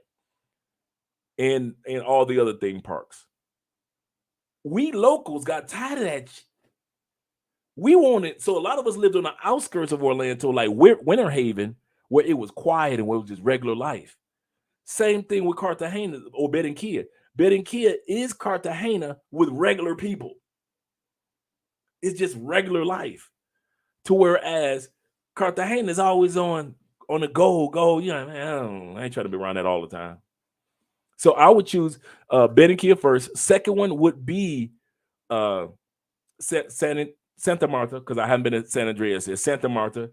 Once again, it's right off the same freeway, so it's right 2 hours away, and it has so much to offer. And I kind of like that beach home appeal. It kind of reminds me of Key West. It's got that is not too large. It's just, it reminds me of Tulum. It reminds me of somewhat of like a Cancun, not the touristy part, but just the regular everyday. Because most people don't realize Cancun is not that big. Playa is not that big in Mexico. It's just well known for the touristy parts. But outside of that, it's just regular, everyday, kind of like a slower paced life. And I like that. And plus, they're building. They are building in Santa Marta. When we went there, man, they was putting them buildings up, man. Them condos. And in Santa Marta, man, I love just the fact that you get off the plane. As soon as you open up the airport, the ocean is, I've never seen that before. The airport is literally off the Atlantic Ocean. And you walk out, you looking like, oh my God, look at this view. This is crazy. So yeah, that's me. Shout out to Steven Turner for the $20 super chat, and Bolden in the building for the $10 super chat. Or the Cash App. Thank you very much, guys. We appreciate that. And BV in the building. Shout out. Yeah, Monk Mo 1. He said, I like that song. He said, where's my money gun? I said, I'm dipping the conversations. Oh, y'all talking about the y'all talking about the video that I showed, my Money World girl. I couldn't wait to show that one. Yep, that's the Detroit humor.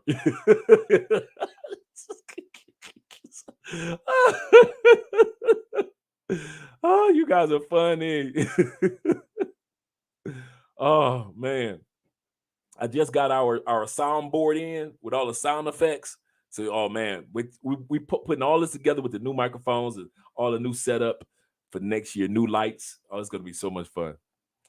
Okay, to survive in the United States, you need to make at least $200K a year. 250K a year, just to maintain or be best. And that's why a lot of times you got to get married or in a relationship or have a girlfriend, and y'all working out together, and y'all trying to pay the bills together, because it's like that in the U.S., man. They want that money. And nothing wrong with it. There's nothing wrong with it. But probably the part that gets me is like down here in Cali, I can see the same Porsche riding down the street that I can see in the States. And I'm looking like, but in the States, but I'm in Colombia. Because they tell you in the States that don't nobody got Porsches like this. You'll never see a Mercedes like this. And I'm looking at that same damn Mercedes, new 2029 version in the United States, in the same damn Mercedes riding down the street in here in Cali. I saw one dude, man, with the baddest Corvette I have ever seen a couple weeks ago. I'm looking like, man, this is some man, the United States be lying to us, man. They be lying. Or they only tell, let's put it like this. United States doesn't lie to us. United States only tells us the United States story. They don't tell us everybody else's story.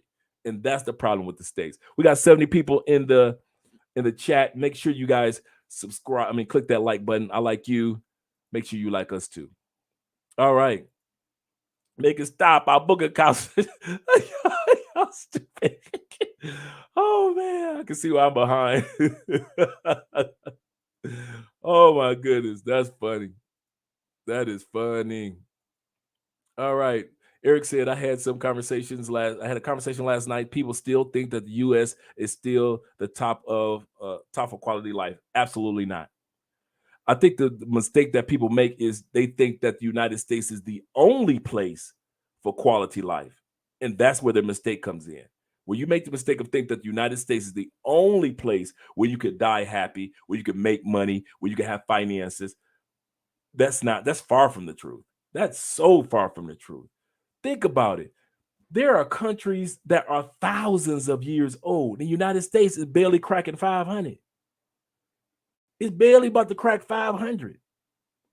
And to sit back and say that we are it because we are in the top 3 for global economies and we're number 1 for military, there are so many things that the United States is not number 1 for.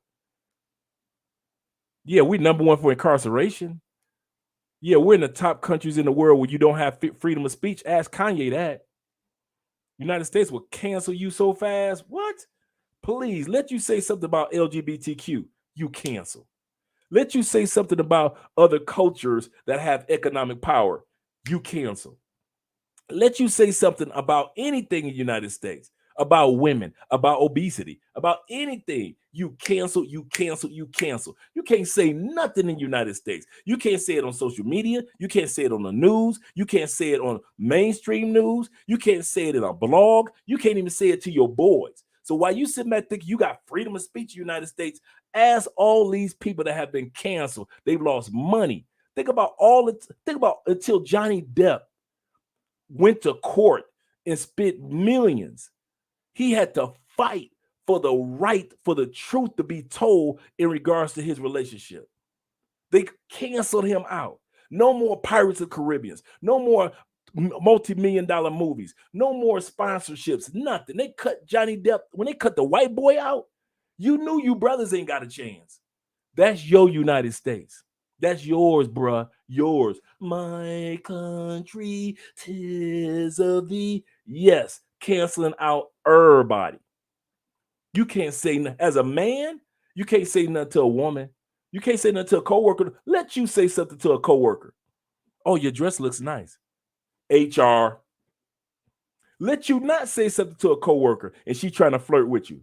HR. He tried to flirt with me. I don't even know this woman. You open up a door for somebody. Ain't no more thank you, fellas. When you used to open up a door for a female, oh, thank you. Them days gone. Chivalry gone. You ain't got to open up a door for me. I got equal rights. I'm an equal. You got to deal with all that bullshit in the United. Are you crazy? United States is not number 1. You get that out your mind. It is them days been gone. Been gone. Long before it was passport brothers, long before there was passport sisters, all of us talking this passport on social media. United States ain't been number 1 for much of anything except for incarceration, military, and tinkering between number 1 and number 2 between us and China and about to be India. And guess who's coming up behind in the next 10 years? Since you want to make some economic changes and make some power moves, and the people who y'all laughing at now, Austin Holloman is 23 years old.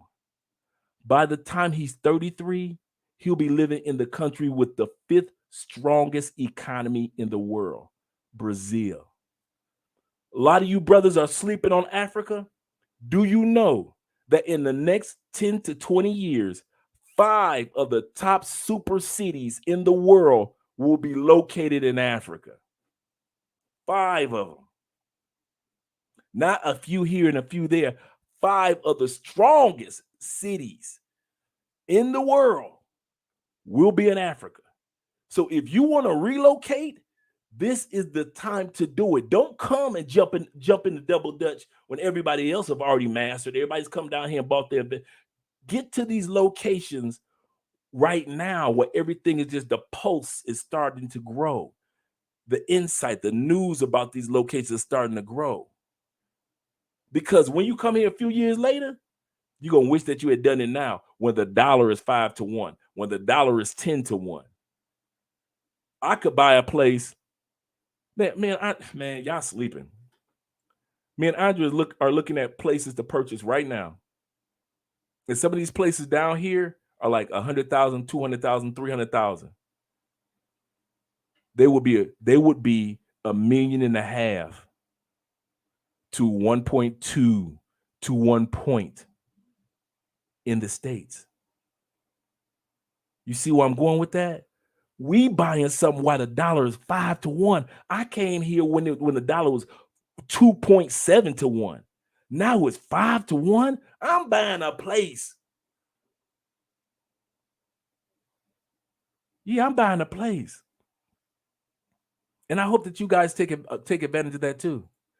Jermaine, is more complicated than that because more money means more taxes plus other problems. I love that you said more taxes. Because once you no longer live in the United States, guess who gives you some of the best tax breaks that you have ever seen in your life? The United States. All the taxes that y'all got to deal with the United States, man, please. All I got to do is file. On the back of your passport, on the last page, like I always say, line or paragraph number 4, it says that in order to have your passport, you have to file for your U.S. taxes. That's all I got to do is file because I get so many discounts, so many tax breaks that I never knew existed until I became an expat. While y'all still sitting up there struggling and complaining about the tax man, you got to pay. I can't stand the tax man. Tax man don't bother me. I pay my U.S. taxes, which basically I pay for retirement. I come from the state of Florida. There is no state tax for me in Florida. I get so many tax breaks for federal. I really don't pay any federal tax breaks. I mean, for any federal taxes. The only thing I really pay for is Social Security. I have to pay towards Social Security tax. That's it. While the rest of y'all sit up there complaining about the taxes, I ain't complaining about none of that. I keep a bag. You know what this bag is? All my receipts for every purchase that I've made here in Colombia. All my receipts throughout the year. You know why? In order to keep from even dealing with double taxation, I could take my receipts to my accountant. I have an expat accountant that I work with. I send my receipts to my accountant, and I get a tax break because I paid taxes at that restaurant. I get a tax break on those taxes. When I went and got new glasses, the tax break on this receipt. Every time I pay any for 50 cents, 10 cents, $1, any restaurant, any purchase that I made throughout the year in another country, if I got the receipt to validate that it was taxes added on to that, I get a tax break back off of that. Now, it may be something minute. It may be at the end of the year, these receipts may add up to be just $50, but it's my $50 that I don't have to pay, but I get to keep. So while y'all dealing with all that mess in the States, y'all gonna keep paying them taxes, bro. Man, and I know these taxes weren't set up for me. They were set up for the white brothers. I shout out to my white brothers. I ain't mad at you. And all these benefits were set up for corporations so they can get tax breaks. Cool. But if I can take advantage of them, hey, long live the Republican Party. I ain't mad at them for focusing on businesses. Okay, don't pay attention to JM. He was slick talking Austin in Austin. Oh, he's talking about something else. I'm dipping. I'm looking to leave here. What's the Cash App link? The Cash App is right there. As you see it at the bottom, it is hashtag the $sign A Spence 2011. It's scrolling at the bottom of the screen. All right. And if you don't mind, Felicia, could you put the Cash App link in the Felicia or Charles could put it in the chat for me. All right. I definitely need to travel now while single, no kids. That's another thing. If some of you guys don't have any obligations like I don't have, it makes it a little bit easier transition for you. Like some of you guys don't have children or your kids are older. You're like, okay, my kids are older. Let me go ahead and start, take care of my thing, do my thing. Stefano, but I'm dipping. As soon as I see somebody's names, I try to stay out. All right, Will says, oh, he's okay. I'm dipping. He said I paid $6,000 in DR. What hey, I hope I pronounced your name right. Kite. Let me know what you paid $6,000 for. Oh yeah, you talking about DR pesos. Yeah, I'm with you on that one, brother. Yeah. So many benefits, man. Yeah, $2 copay. He said everyone comes for the women. Not everyone. I didn't come for the women. A lot of dudes have that misconception about a lot of us. A lot of us think that men are Neanderthals by nature. Women in Colombia, in South America, there are so many gorgeous women. It's icing for the cake.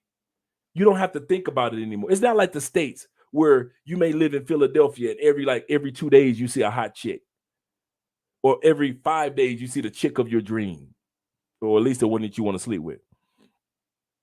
Colombia, you're gonna see somebody every 15 seconds that you want to guarantee younger, whether she's in her 23, 24, 22, even somebody older, 62 years. You're like, man, I will smash that old woman. You don't have to worry about it. So it's par for the course. You don't sit back and be like, I'm moving because of the ladies. You moved to Colombia for the ladies, you stupid. Because it's so many. It's so many. It's like moving into an apple orchard for the apples. It's so many that you like, it's just apples. And here in Colombia and all of Brazil and South America, they're just women. They come and they go. I hate to say it like that, but if you move to Colombia for women, or you just only reason you come to Colombia is because of women, y'all crazy, man. It's too much more that I'm describing for you to enjoy in Colombia than for you to sit up here and just say the reason why I go is for women. That's crazy, man. Ain't no way. Ain't no way. No. Oh, they're literally icing on the cake. You got the whole cake, and the women are just icing, bro. Some could change their lifestyle. You're absolutely correct, brother. All right. Shout out to Jacob. I applaud, but that's also in the States is easier for you to sue or retaliate against medical folks. I'm kind of dipping in the conversation. Dre, should I email you for update jobs? Yes, email me for that because I'm going to be releasing that this week, probably right around Wednesday. So email me at aspins2011 at Gmail, and anybody that's interested in the new updated 2.0 list, just email me. Hey, Dre, send me that list once you get it done this week, and I'm going to be sending it out later on this week, right around Friday. I'm going to start sending out the emails. So yeah, definitely. There we go. Thank you very much, Felicia. Also, some folks justify staying there as their comfort zone. And that's true. That's probably statistically one of the number one reasons people are just comfortable in the United States. And there's nothing wrong with being comfortable back home. This channel is not dedicated. See, some guys come on here and think that I'm bashing the United States. This channel and our brand is not dedicated to those that decide to live in the States. That's why it sounds like we're bashing, but we're not. If you're going to live in the States, cool. There's nothing wrong with the United States as far as living in the United States. We're dedicated to assisting those that desire to at least try to live outside the United States. I remember, I kid you not, the reason why we're so much adamant about it, I remember I was like a lot of you guys. I literally lived in the States, loved the States. My plan was, and I told Andrea this, I was going to buy me a Ford 350 truck, the big boys. Not the 250 that I had before, the F-150, the 250, 350, the big boys with the extra tires in the back. I was gonna buy me an RV. I had already planned on it. I already was about to make the payment, the down payment. I was gonna buy me like $100,000, $200,000 RV. The big boys that look like a house that fold in and out on the sides.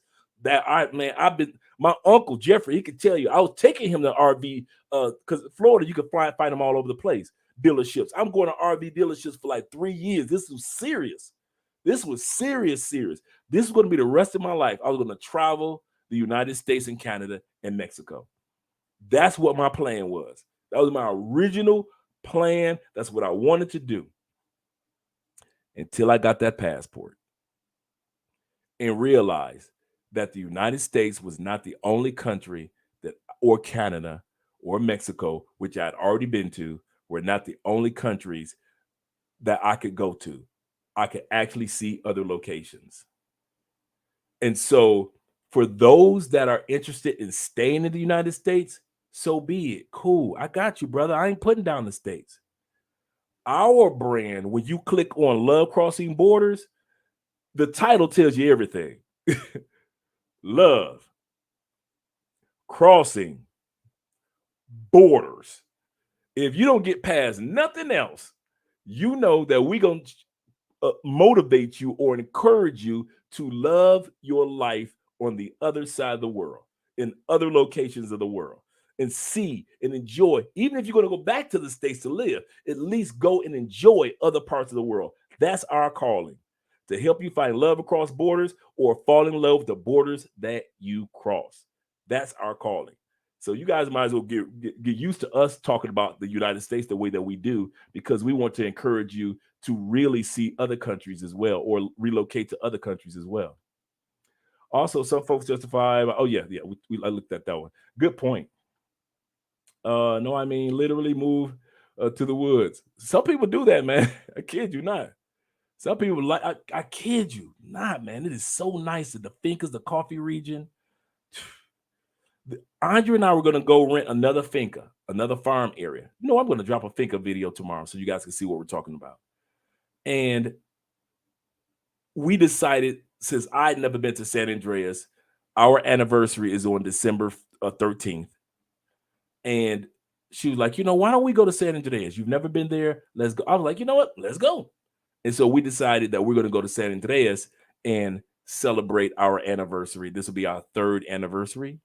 We've been together for 5 years. This will be our 3rd anniversary. And so we're going to be celebrating that there. We've been together 4 years. This will be our 3rd anniversary. We got 66 people in the chat. Make sure we got 66 likes, brethren. Thank you very much. He said, that's fact. A lot of women from my past are hitting me up with that big, it's wintertime. I told you guys last week. I told you the kids are being sent to her mama house and being sent to the baby daddy house. And she like, listen, I ain't had no good, nasty, freaky sex because I've been focusing on these kids. And it's time for me to get mine in. And so a lot of you dudes go get that phone call saying, hey, big head. Also, your last year of living in the United States is going to amaze you how many women, especially the ones that you was really freaky with, are going to be hitting you up on your phone and in your comments. I don't know why, but most dudes, most of us, whenever you get ready to go to another location, all of a sudden the women from your past, the United States, want to pop up. And it's usually the ones that you like, ooh, we were in love too. By my understanding, the government's trying to get rid of your 401k. Quiet is kept. Wow, that's wild. Whew. It's hard to say when you have to live and have family. Absolutely correct. Absolutely correct. Take care of your responsibilities that you have in the United States first before you make this relocation. Like I said, I had responsibilities. Taylor Made Dreams had responsibilities. Ace Live had responsibilities. Austin, he was working in the bar. All of us have responsibilities in the States. So you take your time when it comes to relocating. Excuse me. That's my retirement plan, Dre. Either Thailand, Colombia, or Brazil. Great choices, man. Really, really great choices. And the only reason I say that, poor man, in all sincerity, I didn't just say that flippantly. The reason why I say that is because I see the economic growth that's happening in these countries now that I live here. I see what the blueprint is that's coming right around the corner. I see some of the things that Medellin's got set up and Bogota's got set up. I follow the economy of all of South America, so I can tell you about what's economically and politically that's coming down the turnpike for Brazil, Argentina, who's struggling right now, Venezuela that's struggling right now, but other locations are doing great, such as Chile and things like that. I told y'all, if I was coming down for women in South America, I kid you not. Let's say what the brother was saying. I'm coming down for the ladies. I wouldn't come to Colombia. I wouldn't come to Brazil all the time. I would come here and visit, but not all the time.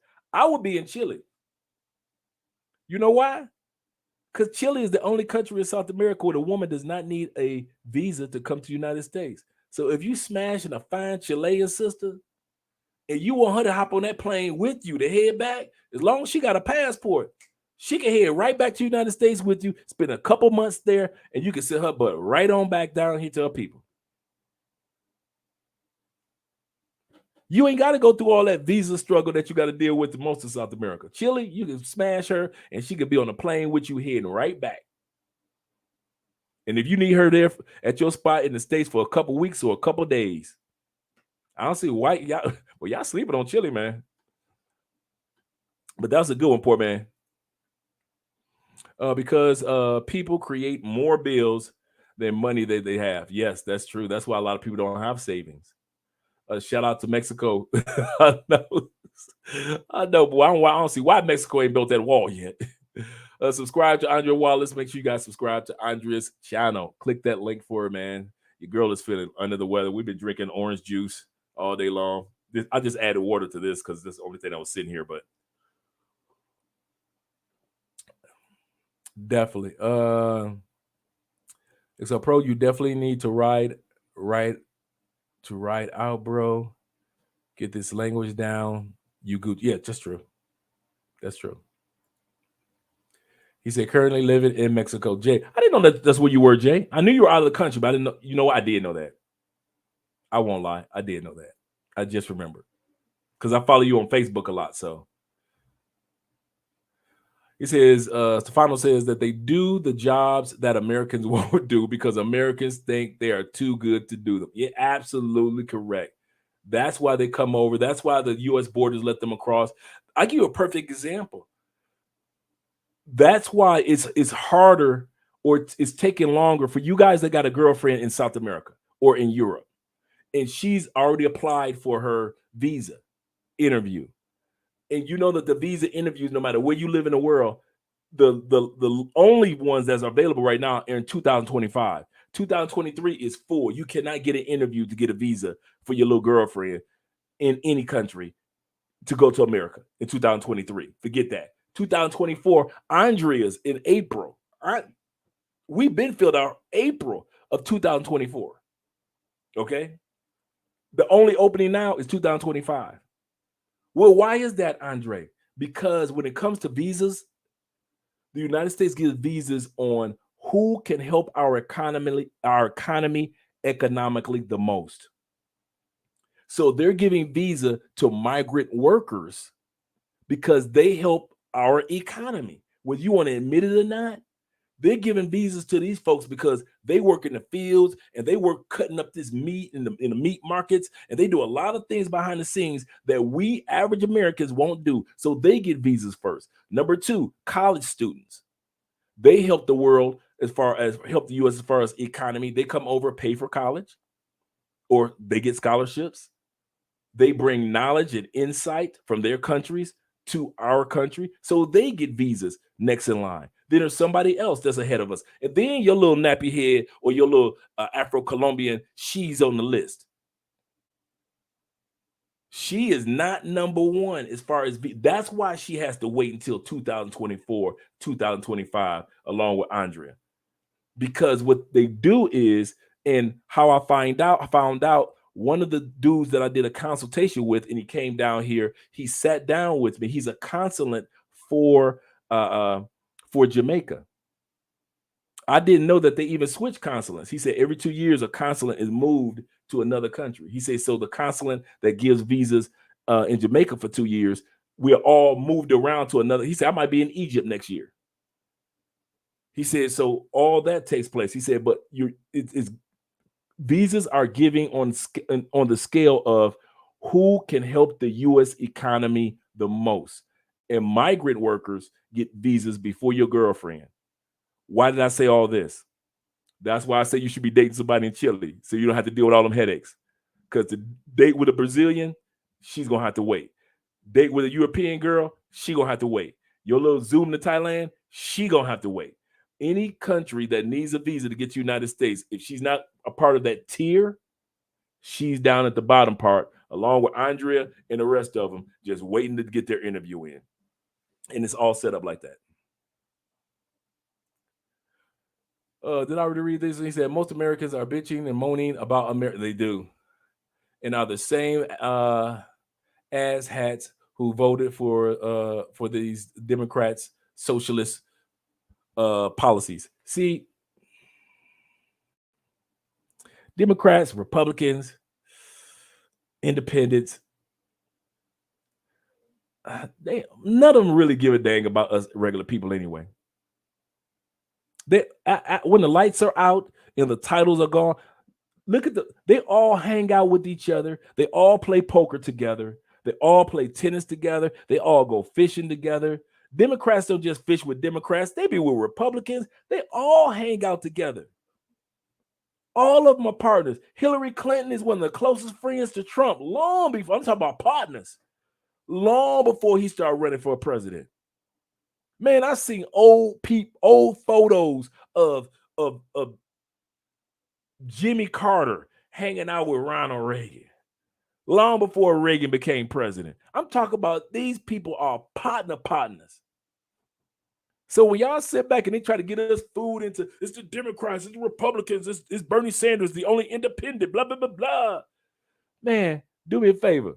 Shut it down, bro. Because when the cameras are off, all these people are friends. I'll give you a perfect example. When Joe Biden's son died, guess who was right there at the funeral on his side as his dog? Mitch McConnell. Mitch McConnell, the head of the minority leader of the U.S. Senate, the Republican dude that's like been the top Republican dude for the last 10, 15 years. Even though Joe Biden is Democrat and been Democrat since the 70s. But when his partner's son died, guess who the Republican that was right there next to his boy saying, hey, dog, I got you. So all them little titles, they programmed you to think. You can shut that one down, bro. You got the wrong one. I tell y'all, I got to study this stuff all day long. Y'all think I be kidding. Dude, I spend 10 hours a day in this chair. Ask Andre. If I'm not going to the gym or I'm not hanging out with you guys, I'm in this chair. We got 5 channels to focus on. And if they're going to be successful, I got to be on top of everything. Everything. I spend at least, this podcast, this particular stream will probably go like 2.5 hours. I spend at least another 2.5 hours working behind the scenes to make sure everything is done before I even go to sleep, before I take my shower. So when it comes to knowing the U.S. economy and what's going on behind the scenes, that's my job. And I'm telling you, do not get fooled by the Democrats and Republicans and blah, blah, blah, blah, blah. Dude, these people are best friends, man. Best friends. So basically, we're being lied to. No, I don't think the United States lies to us in that scale. I believe the United States doesn't give us other countries true information. They'll give us all of our information, other than a few conspiracies. But the United States doesn't give us information about other countries. That's where the misinformation falls in. So they don't have to lie to us. Give you a perfect example. How many times have you told a female, like, listen, I ain't lied to you. You told me that you weren't sleeping with anybody else. I ain't never said nothing like that. You thought I wasn't sleeping with nobody else. I ain't never told you that I wasn't sleeping with nobody else. Well, you didn't say that you were. That ain't none of your business. You see how I didn't lie, but I didn't tell the whole story? That's the United States. United States ain't gonna tell you no barefaced lie. They gonna not just tell you the whole story. So you don't know the whole story about Brazil. You don't know the whole story about Colombia. You don't know the whole story about the Middle East, or when it comes to living in Thailand or whatever, Singapore, whatever you may want to live in. United States is gonna let you think what you want to think about them. That's how they do it. And then we look at the United States like a female looks at us. You lied to me. I ain't lied to you, girl. You assumed that I wasn't sleeping with nobody else. You assumed that. Andre is called subleasing for profit. Absolutely correct. That's exactly what he's doing. Absolutely what he's doing. Andre, you are elaborating on what the U.S. is trying to do. The two things you mentioned before. Hey, Pete, let me know what you mean by that. He said, Andre, can you elaborate on what the U.S. is trying to do? The two things you mentioned before. Hey, Pete, give me an update on what I was saying at that moment, and I'll answer that statement. What about paying taxes? I just answered that one, Jennifer, in regards to paying taxes. When you are an expat, there are certain benefits when you don't live in the United States anymore. If you don't live or in the United States, or if you don't visit the United States for up to 330 days of the year, you get something what's called a tax excursion. The tax excursion is right now for 2022. Let's say I had to file 2021 taxes in 2022, like the beginning of the year, like get it done by April. Well, we get different months. We got different months. You guys got to be done by April. We get ours done by June. Yeah, expats have to get theirs done by June. We got more months than you get. And so let's say I had to pay taxes. Let's say my taxes turned out to be, or whatever I made for 2020. Let's say I made 100,000 even for 2022, coming from 2021. Then I would the tax excursion right now is at $108,000. That means as long as I don't cross over the $108,000 threshold, there's a form that I fill out and I don't have to pay taxes. Why? I haven't been in the United States for over 330 days of the year. I don't, in other words, I don't use your highways. I don't use your police officers. I don't use your fire department. I don't use your school teachers. All these federal or state taxations, I don't pay for. Now, in my case, I don't live, my home state in the United States is Florida. There are no state taxes in Florida, just like in Texas and certain other states. So if you live in a state that you have to file your state taxes, yes, you got to file your state taxes and pay your state taxes. Now, Social Security taxes, everybody got to pay that. So you got to file and make sure that that's in this. You got to pay for your Social Security tax. But there are other benefits. For example, over that $108,000, and in 2023, when I file my taxes for 2023, it's going to be $112,000 because it has a cost of living increase, just like Social Security receives a cost of living increase for their benefits. Like Social Security got an 8.7% cost of living increase coming for 2023. The average person is going to get, in other words, your retirement, or a person that you know that's retired, like mom, dad, grandma, the average person in the United States is going to get $144 extra per month on their Social Security check. You with me? Or the SSI or SSDI. Retired railroad representative payee. Also veterans. You're going to get you know what I'm talking about, the 8.7% cost of living adjustment. We get one too. So every year, those of us with the excursion, the tax break, ours go up every year. So it used to be 105,000, then it went up to 108,000. This year it'll be 112,000 that we're going into. A couple years from now, it's going to be 115,000. So we get an increase every year as well. Those of us that are expats that don't live in the United States. Remember, I said by law on your passport, it says it. You have to fill out your tax forms. It doesn't say by law you owe taxes. You don't automatically owe taxes. Even if you owe zero, like I often do, I have to fill out the tax forms and turn them in, but I don't owe taxes. at the end of the day, except for retirement taxes, Social Security, stuff like that. You with me so far? On top of that 108,000 excursion I get or expulsion I get, I also get another 18% of the 108,000. That extra 18% of a tax break is for my living expenses outside the United States. So I get $108,000 discounted right off my. I only made 100,000. Now let's just say I made 100,000. I haven't even hit the threshold of 108. But let's say I did. Let's say I made 120. Let's say I made 120 this year. That leaves me with at least 12 that I've gone over of that 108 benefit. So I got the 108 benefit right here, but I made 120. That means 12,000 I owe taxes on. But wait a minute. I also get 18% raise of that 108,000 to pay for my housing expenses in another country that I get a tax break. All my rent, I get a tax break. All my utilities, I get a tax break from the States. My vehicle, the gasoline, anything that has to do with the cost of my food, clothing, all this is tax deductible. All the equipment, all of it is it only can add it to be 18% of the $108,000. So of the 108,000, they also add on another 18%, and I could get in this window all my living expenses and all my business expenses. On top of that, I get this as a tax break.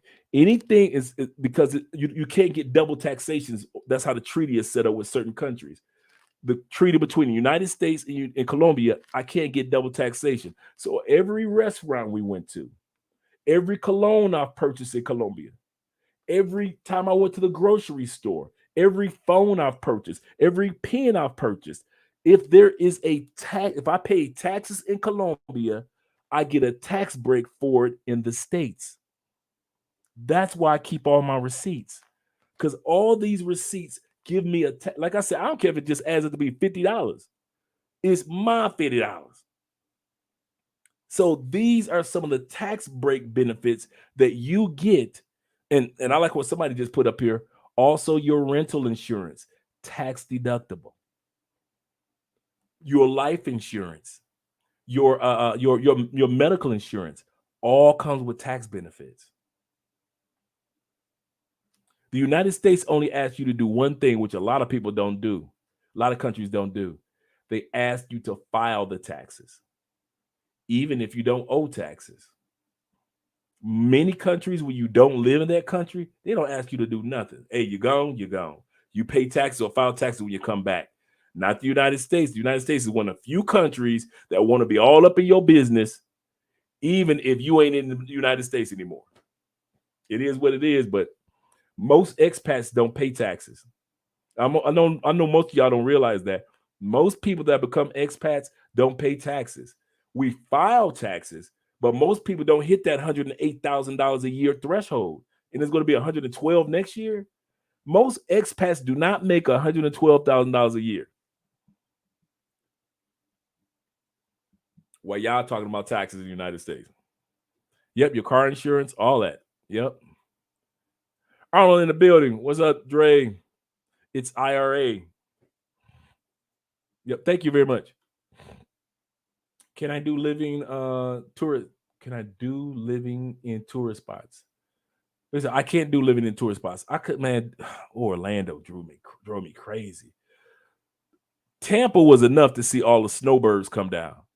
For those of you that don't live in Florida or do live in Florida, all you Florida dudes know what I'm talking about the snowbirds or the snow owls. It's right around, usually starts right around late September, early October, where all the old people that own property in Florida come down from up north, the snow owls. They come down from up north and the streets are congested. I mean, it's thousands of them come down from up north to be in Florida for the winter. That's what we call them, snowbirds or snow owls. They come to Florida for the winter, and then right around April, they head back up north with the rest of their family. Man, listen, couldn't be doing that too long. He said, "I love Vincian." Oh, let me see. I can pronounce this one. Villianci, about Villianci, Villianci, a small town. This is the funny part.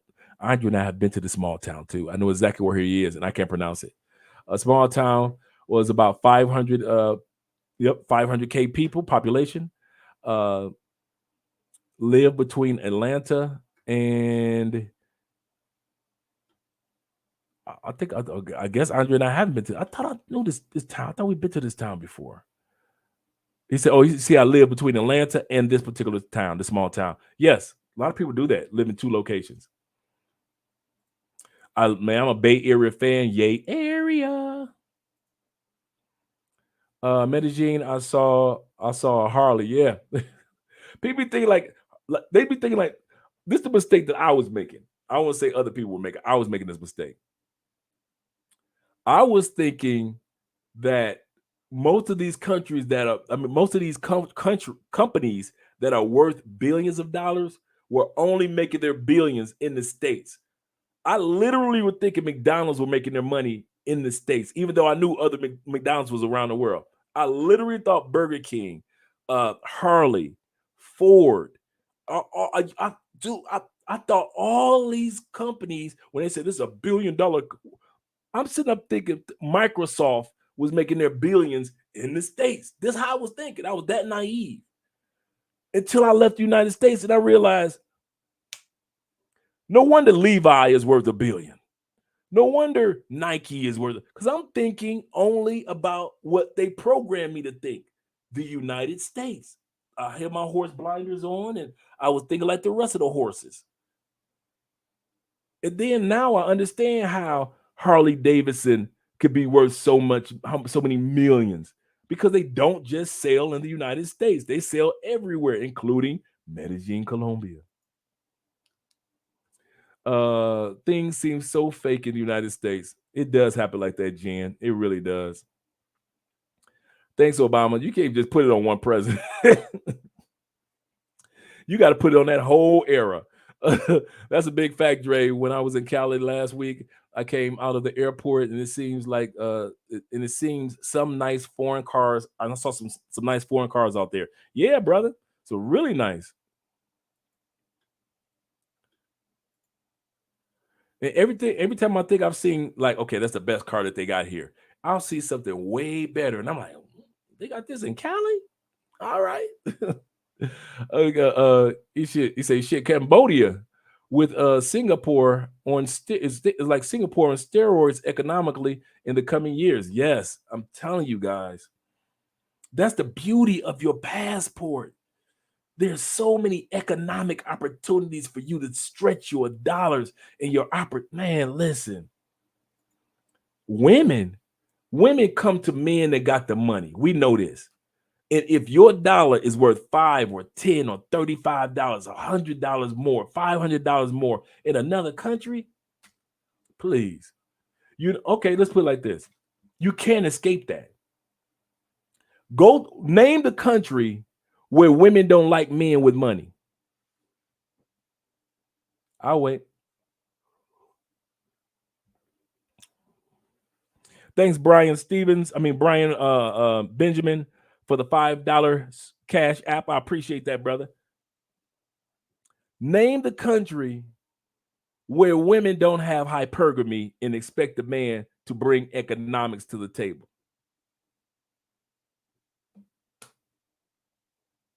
None.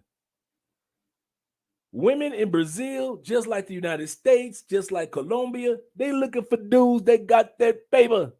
So you need to be a dude that got that paper, so you can have the best of the best for you. For you, first of all, and then for the significant other that you might have in your life, whether it be a girlfriend, a friend, or wife, whatever it may be.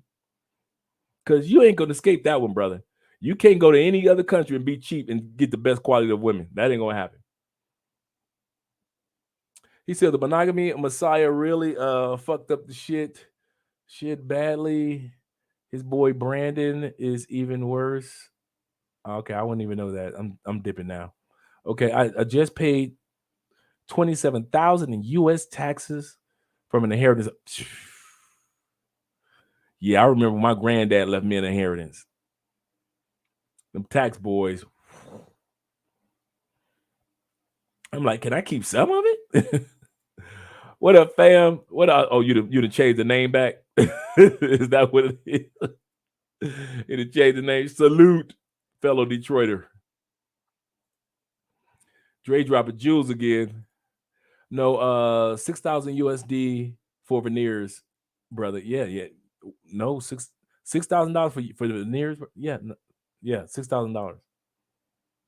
There's a lot of people that come. I meet so many families that come down here for veneers. They bring the kids down here to hang out with them because the mom and dad are getting veneers. The only time you'll see sisters down here in Colombia, especially in Cali, the only time you'll see sisters from the States, guarantee 99.9% of the sisters, they are coming down here to get some body work or they're coming down here to get veneers. Because the body work in the States is so trashy and it costs so much to get veneers in the States. They're like, man, I might as well go to Colombia. I ain't going to DR. I go to Colombia and go to get some teeth or some body work done. I'm coming for the lifestyle change, and I'm sick of these cold ass winters. Yeah, Mr. Detroit. He said the ladies are the cherry on top. Yes, they are. Yes, they are. All right, Will says, I'm a businessman. He said, I'm a business before pleasure guy. Absolutely correct. But it would be cool if I said I didn't go there for the women, or it would be cap. I'm sorry, it would be cap if I didn't say I didn't go there for the women with other purposes. Nothing wrong with that. Nothing wrong with that. I'm not crazy. I know there's gorgeous women down here, so I understand that. Any straight man who says otherwise is cap. I agree with you guys 100%. That's how I look at it from the business or the experience perspective. And hey, ain't nothing wrong with having the gorgeous ladies down here either. I agree with that. So much beautiful places in this country. The women are a bonus. Yes, they are. And you do get used to that. When you live here, you enjoy seeing beautiful women everywhere you go. Don't get it twisted. You never get used to that. But you get used to knowing that it's here. You get used to knowing that every 15 seconds you're going to see something that you want to. You'll get used to the fact that exists. I'm spoiled. I already know. I'm going to tell y'all something I ain't told Andre yet. I already know. I'm so used to this South American eye candy. I'm going to be so disappointed in Europe. Ain't nothing but tall, skinny white girls, complexions. I'm going to be seeing sisters every blue moon. I ain't going to see no Brazilian tans that much unless we already definitely going to be in Portugal. So I'm spoiled. I'm used to seeing every 15 seconds something gorgeous. And now I gotta go be in Europe? Like, what? Really? You see what I'm saying? So I'm with y'all. We could have had a RV Dre Andre RV channel. Yep. I was so serious, man. Like 2 or 3 years, man. I was going to RV shows. I was going to RV dealerships. I'm going across everywhere, man. I'm watching all the RV YouTubers. That's how I found out about this portable router. From watching RV YouTubers. Kid you not. I'm like, oh, you got a router that you just put in your truck? Okay, cool. Kid you not, man. I had everything planned, man. Passport deferred that dream. If you just joined the chat with 3 minutes before hitting that like button, thanks, brother. Hit that like button before you to help with the algorithm. Absolutely correct. Shout out to Artwell.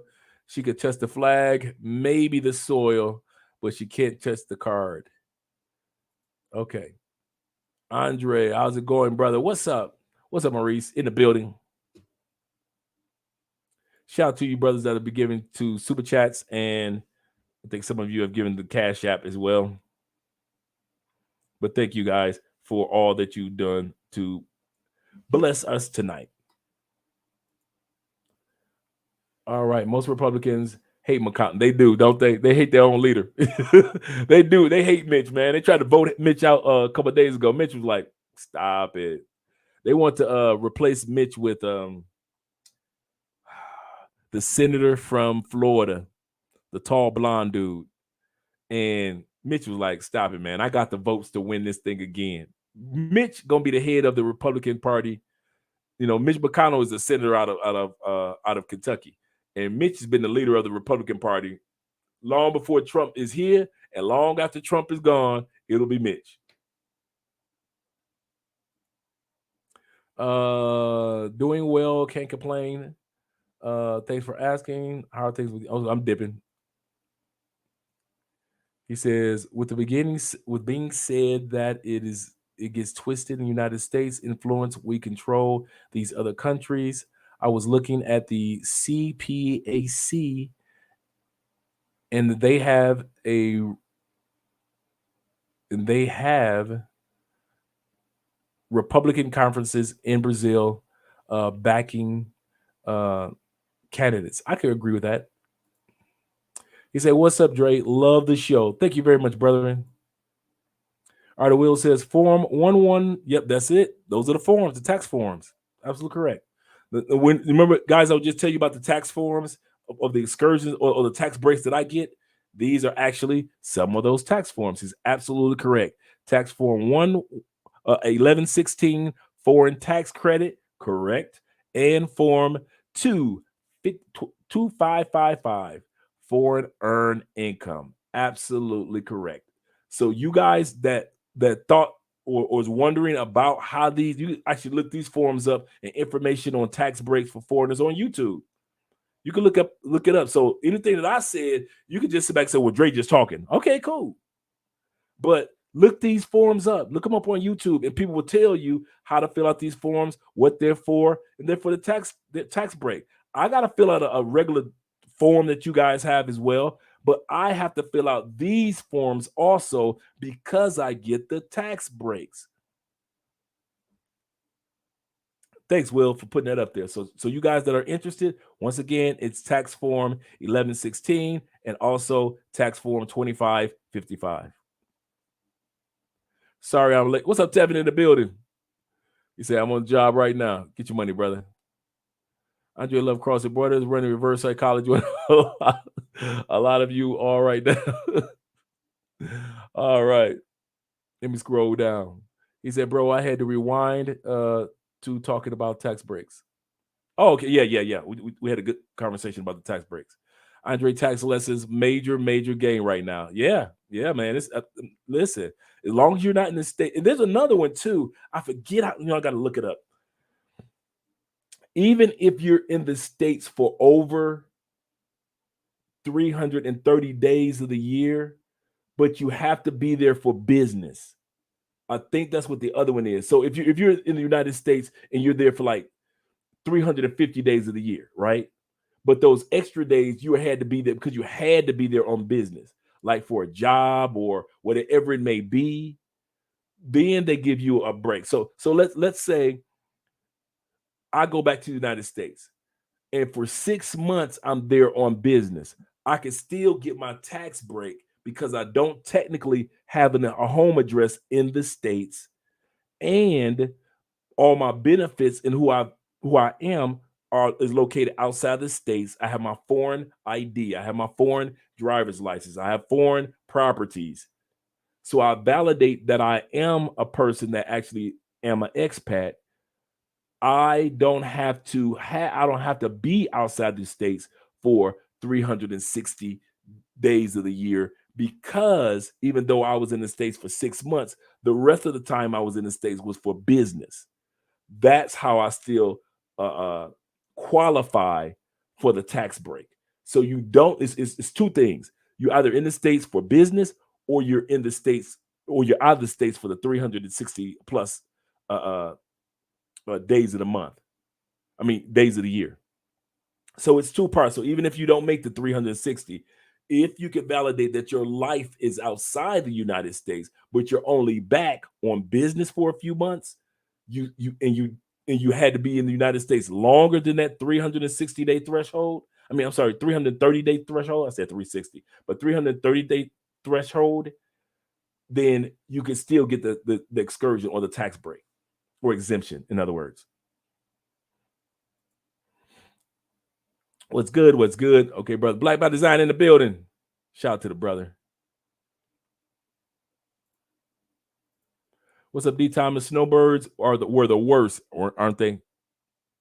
Man, you be living life happy in Florida. All of a sudden, you start seeing all these old people coming down to Florida, just messing up the traffic and everything. The prices, everything changes right around late September, all the way until next April. Old people everywhere. Shout out to the old people. They were causing so many. Boy, if you don't preach, man, they do. They never are in the accident. They cause the accident.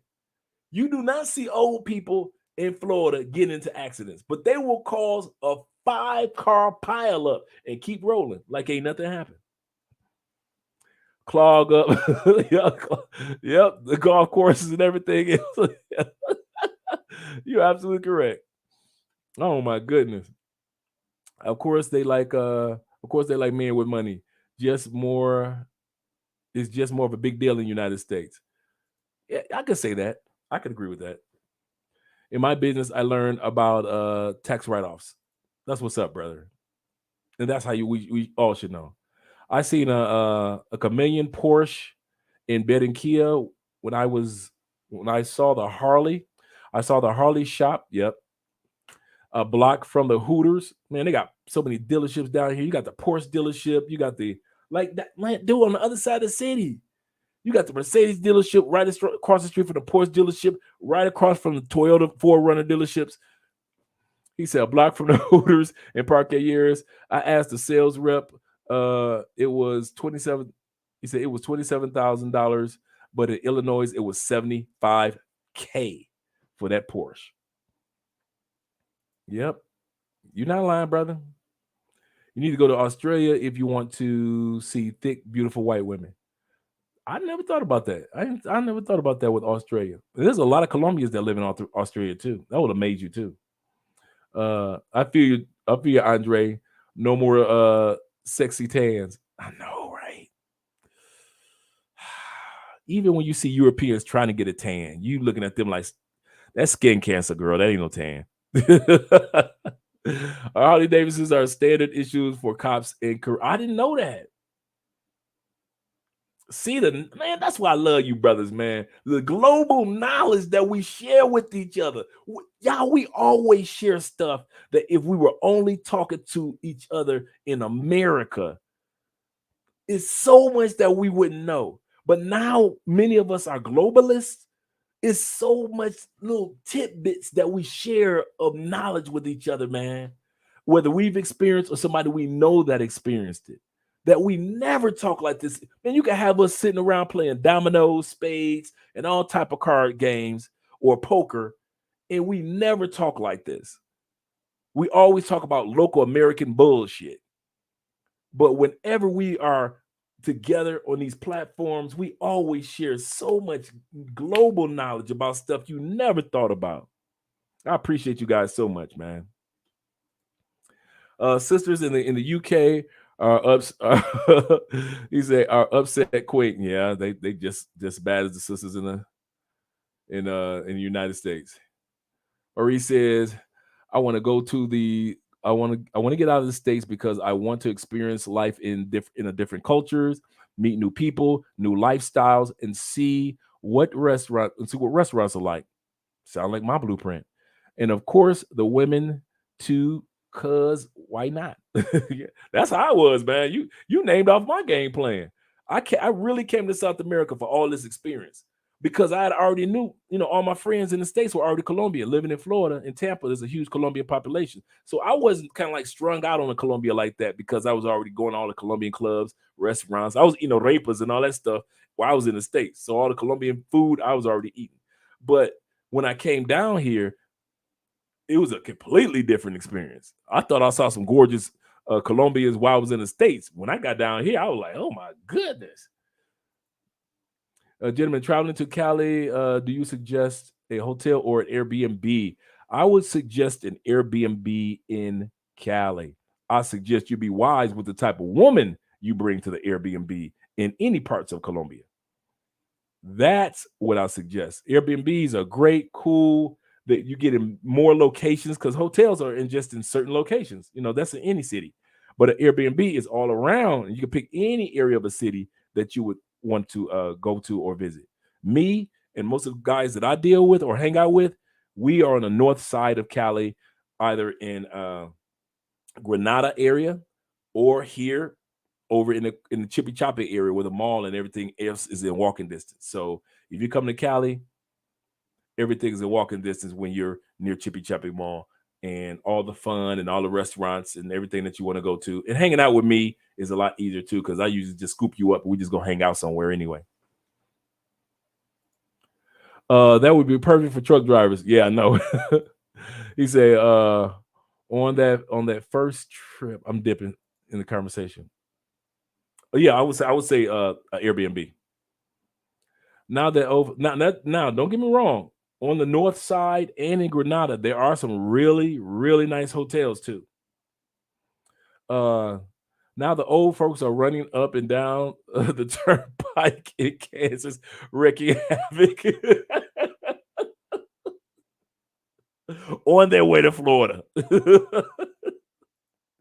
Yep. Germany has thick white women as well. Okay, all right, all right. Now I did know that. That I did know. Who was that I saw that did some Germany videos? One master teacher. One master teacher was doing some Germany videos, and so I was like, "What they do like that in Germany?" Okay. Shout out to one master teacher. Make sure you guys subscribe to this channel. Chess King in the building, 29. There are baddies in Europe for sure. If you go to Sicily, yes, there are many mountains like that. Like there are many mountains like in Colombia, and those women are fit as. Okay, thank you for the words of encouragement, brethren. Thank you for letting me feel better about our journey, because we're going to be going for 3 months next year, so we're excited. Hope you and Andrea feel better. Good night, peace and love. Thanks, Jennifer. Yes. Oh, I'm it's like I got sick like 3 days before Andrea. So now she's kind of like in the middle of hers, and I'm at the end of mine. So hopefully she feels better tomorrow, because she's got an interview on live stream that she's going to be doing on Ladies Night on Kings and Dreams channel. So make sure that on Tuesday night that you guys, I think it's Tuesday night or Tuesday afternoon, with Kings and Dreams, she's going to be on a female panel. So she's trying to get better for that. The Netherlands also, Austria have them as well. Okay, cool. All right, all right. I'm just trying to get my eye candy on. Y'all know I ain't trying to mess up nothing, but I'm a man. I enjoy my eye candy. So, but definitely. Good night, Jen. All right. Victor's sleep well. Yes. Jennifer Victor sleep well. Oh yeah. He said, also love me some black fine women. So Africa and Guyana might be my first. Yes. Remember, Guyana is here, guys, as Maurice knows. Guyana is here in South America. Let's you know me. Let's put up some Guyana real quick. Let you guys see this. Some of the women in Guyana. Because a lot of guys don't realize that. And Guyana is located right between Venezuela and Brazil. So just imagine a mixture of Venezuela and Brazilian women. And we're going to pull up. I think we did this in the last live stream. Some of you guys weren't here for it. So I'm going to show you what the women there. And it's an English speaking / Creole country. So they actually do speak English fluently. And they have like a Jamaican accent. So let's take a quick look at the ladies in Guyana. Not Ghana. Ghana's in Africa. We're talking about Guyana. It's a small country here in South America where they speak English, and they are a mix of East India, yes, that India, and Africa. And you'll be able to see it as I show you guys. So here's some of the sisters from there.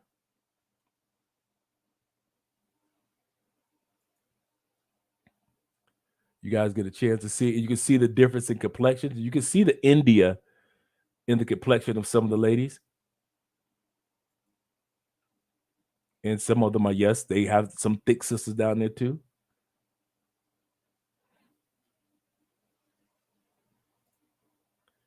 And you can still see their complexions of that Africanness. And yes, they are full Indian. As I mentioned last week, Chile from the group TLC, her family is Guyanan, and she celebrates 100% of her Indian heritage as much as she celebrates her Black heritage. We in the United States know her from TLC, and we think that this is just another Black girl with beautiful long curly hair. Well, she gets that hair from her India side, the Guyana side. And so in her private life, she celebrates that much. That's just as much as she celebrates her Black side.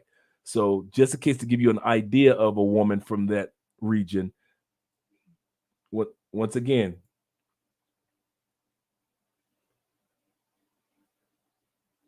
and they come just as chocolate, and yet they still look like they're from India. And then you got the blend between the two.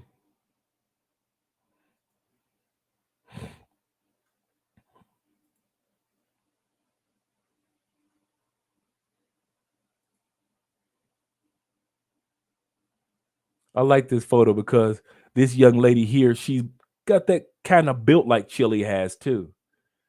And so now you can see how a woman like Chile can be in her 40s and still have that built. And once again, this is right between an English speaking country, and it's their accents are somewhat like Jamaican.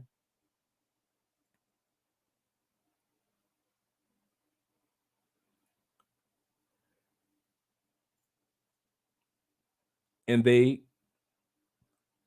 are right between Brazil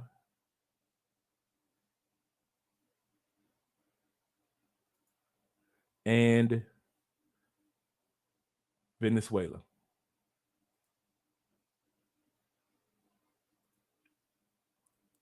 All right. Just wanted to give you guys oh, my bad. Here we go. My bad, brothers.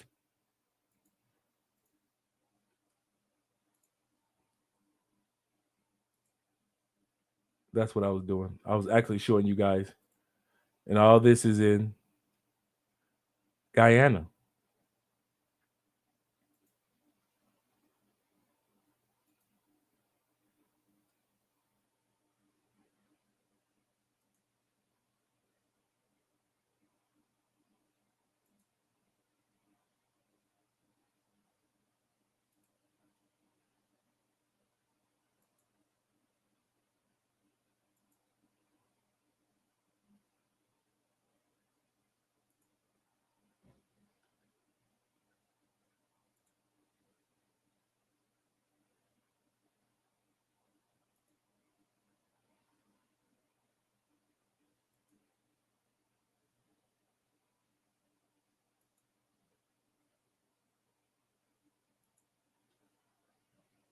All this are Guyanese women.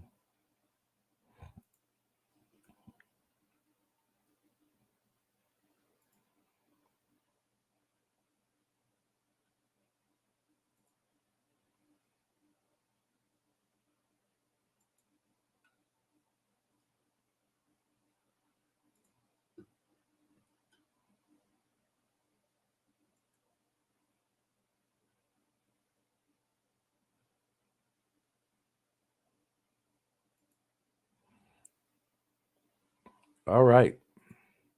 Enough of that. Just want to give you guys a little bit of insight. K-Mac is in the building representing. And these are some of the things and some of the places that you'll discover when you decide to relocate outside the United States. And you think that the US dollar being 5 to 1 in Colombia is a lot. in Guyana, man, the US dollar stretches. It stretches. All right, Charles, got to work tomorrow. That double, get that money. Plus the best European women all reside all around the Mediterranean. I can agree with that. Yeah, she should be feeling better. Yes, that's an excellent hotel. That's connected to Chippy Choppy Mall. If you guys are looking for a hotel in Cali, that's an excellent hotel, excellent dinner, excellent breakfast. It's right. It's only like 10-minute walk from us anyway. Everything there's a grocery stores right there. Everything is a walking distance from there, from that mall. That's the exact locations that if I were to, and it's only like sometimes it's $59 a night. Other times it's like $70 a night, depending on if it's a festival or something going on. But yes, that's literally connected to the Chippy Choppy Mall. Really huge hotel, great view. Yep, right out here, out north. Andre, we can't have these conversations with people who aren't open-minded and don't have. That's true. If you don't have a passport, because they won't get it. This is true, brethren. Spain has some thick. Yeah, that's true. Greece has. I've heard that about Greece too. Czech Republic. You guys are making me feel better. You're making your brother feel better. Like, okay, all right, I gotta feel bad. Gotta run early delivery in the morning. Have a good evening, guys. I know it's getting late where some of you guys are. I know it's about 11 o'clock. Let's wrap it up. I'm heading over to Mumbai, Jamaica at the end of December for 7 days. That's what's up. To hang out with someone that I met there a couple years ago. All right, back down memory lane. All right, there's a lot of Guyanese in Queens and I didn't know that about Orlando. I probably smashed a couple of them, didn't even know it. He said, look at those beautiful Guyana women. Yes. Yes. All right. Also a big music person. So I love experiencing their music. Yes, they do have really different type of music because they have that if you like Trinidad or Jamaican music or any of that Caribbean sound or Afro beats, that's what Guyana is. They really hold to their African and their Caribbean roots, very much so. But they hold on to their Indian roots. As you can see in the photos, very much, man, that they let you know that their heritage is from India, from East India. I do appreciate Chili's beauty, T-Boz, annoying me though. It's all about Maya for me, even if she's a vegetarian, shaking my head, or vegan, shaking my head. All right. Maya too thin for me. I was a Maya man too, so I ain't gonna even lie. And Maya's looking good for her age. But Chili, she was the original. I like the chocolate one. So Chili and Kelly Rowland, those are for me. See, this is why Andrea is dying out to get out of there. Too much eye candy. Andrea is part of the eye candy problem. Okay, Andrea goes through the same thing every day with eye candy. Dudes giving her eye candy looks all day long too. I'm used to it. So she's slim thick now. Yeah, she is. She's slim thick now. Maya, yeah, she is. All right, last comments. It's the Afro beats for me. It makes your body move differently. Yes. It also sounds peaceful. Yes, it is. Yes, it is. All right, guys, we're going to wrap this up. Like I said, we start off on why you should move to another country, where you should move to. Remember that. When you should move and how you should carry yourself when you move to these other countries, how you should carry yourself. And we're going to end it off with talk about what you should do. One of the things that you should do is you should be focusing on getting your visa. You can apply for your expat visa to Colombia, that 2-year visa, while you're in the United States. So you don't even have to wait until you get here to apply for the visa. Number 2, you're going to come here. Once you get that visa approved, you'll come here and get your cellular or your state ID or your country's ID. Your cellular is your ID. In the United States, we have an ID and a social security card. Your cellular is your ID and your social security number. So that's what you're going to get once you get your visa approved. You come to Colombia, show them your visa. Hey, then they're going to say, hey, sit down. We're going to take your ID photo. A couple of days later, you come back and you pick it up. Then you're going to focus on getting your driver's license. If you're looking to purchase a vehicle down here in Colombia, you want to get your driver's license. So your boy got his L. And yes, you're not allowed to smile on the Colombian photos. Then you're going to get your bank account set up. So you have your bank account. And then once you get your bank account set up, they're going to reach out to you and you're going to get your credit line established. So you have a credit card. All these, you can have a whole new life down here in Colombia. All this can be done. So those are the things that you're going to be doing. If you need any help, reach out for consultations. Even if you're not about to do it for another 5 years, reach out for consultations because we can show you the steps on what to do as that time comes. Yeah, you can't smile here on your license anymore. Oh, wow. I didn't know that. Yeah, you can't smile at all in Colombia. They can't do it. But you will smile after you get it.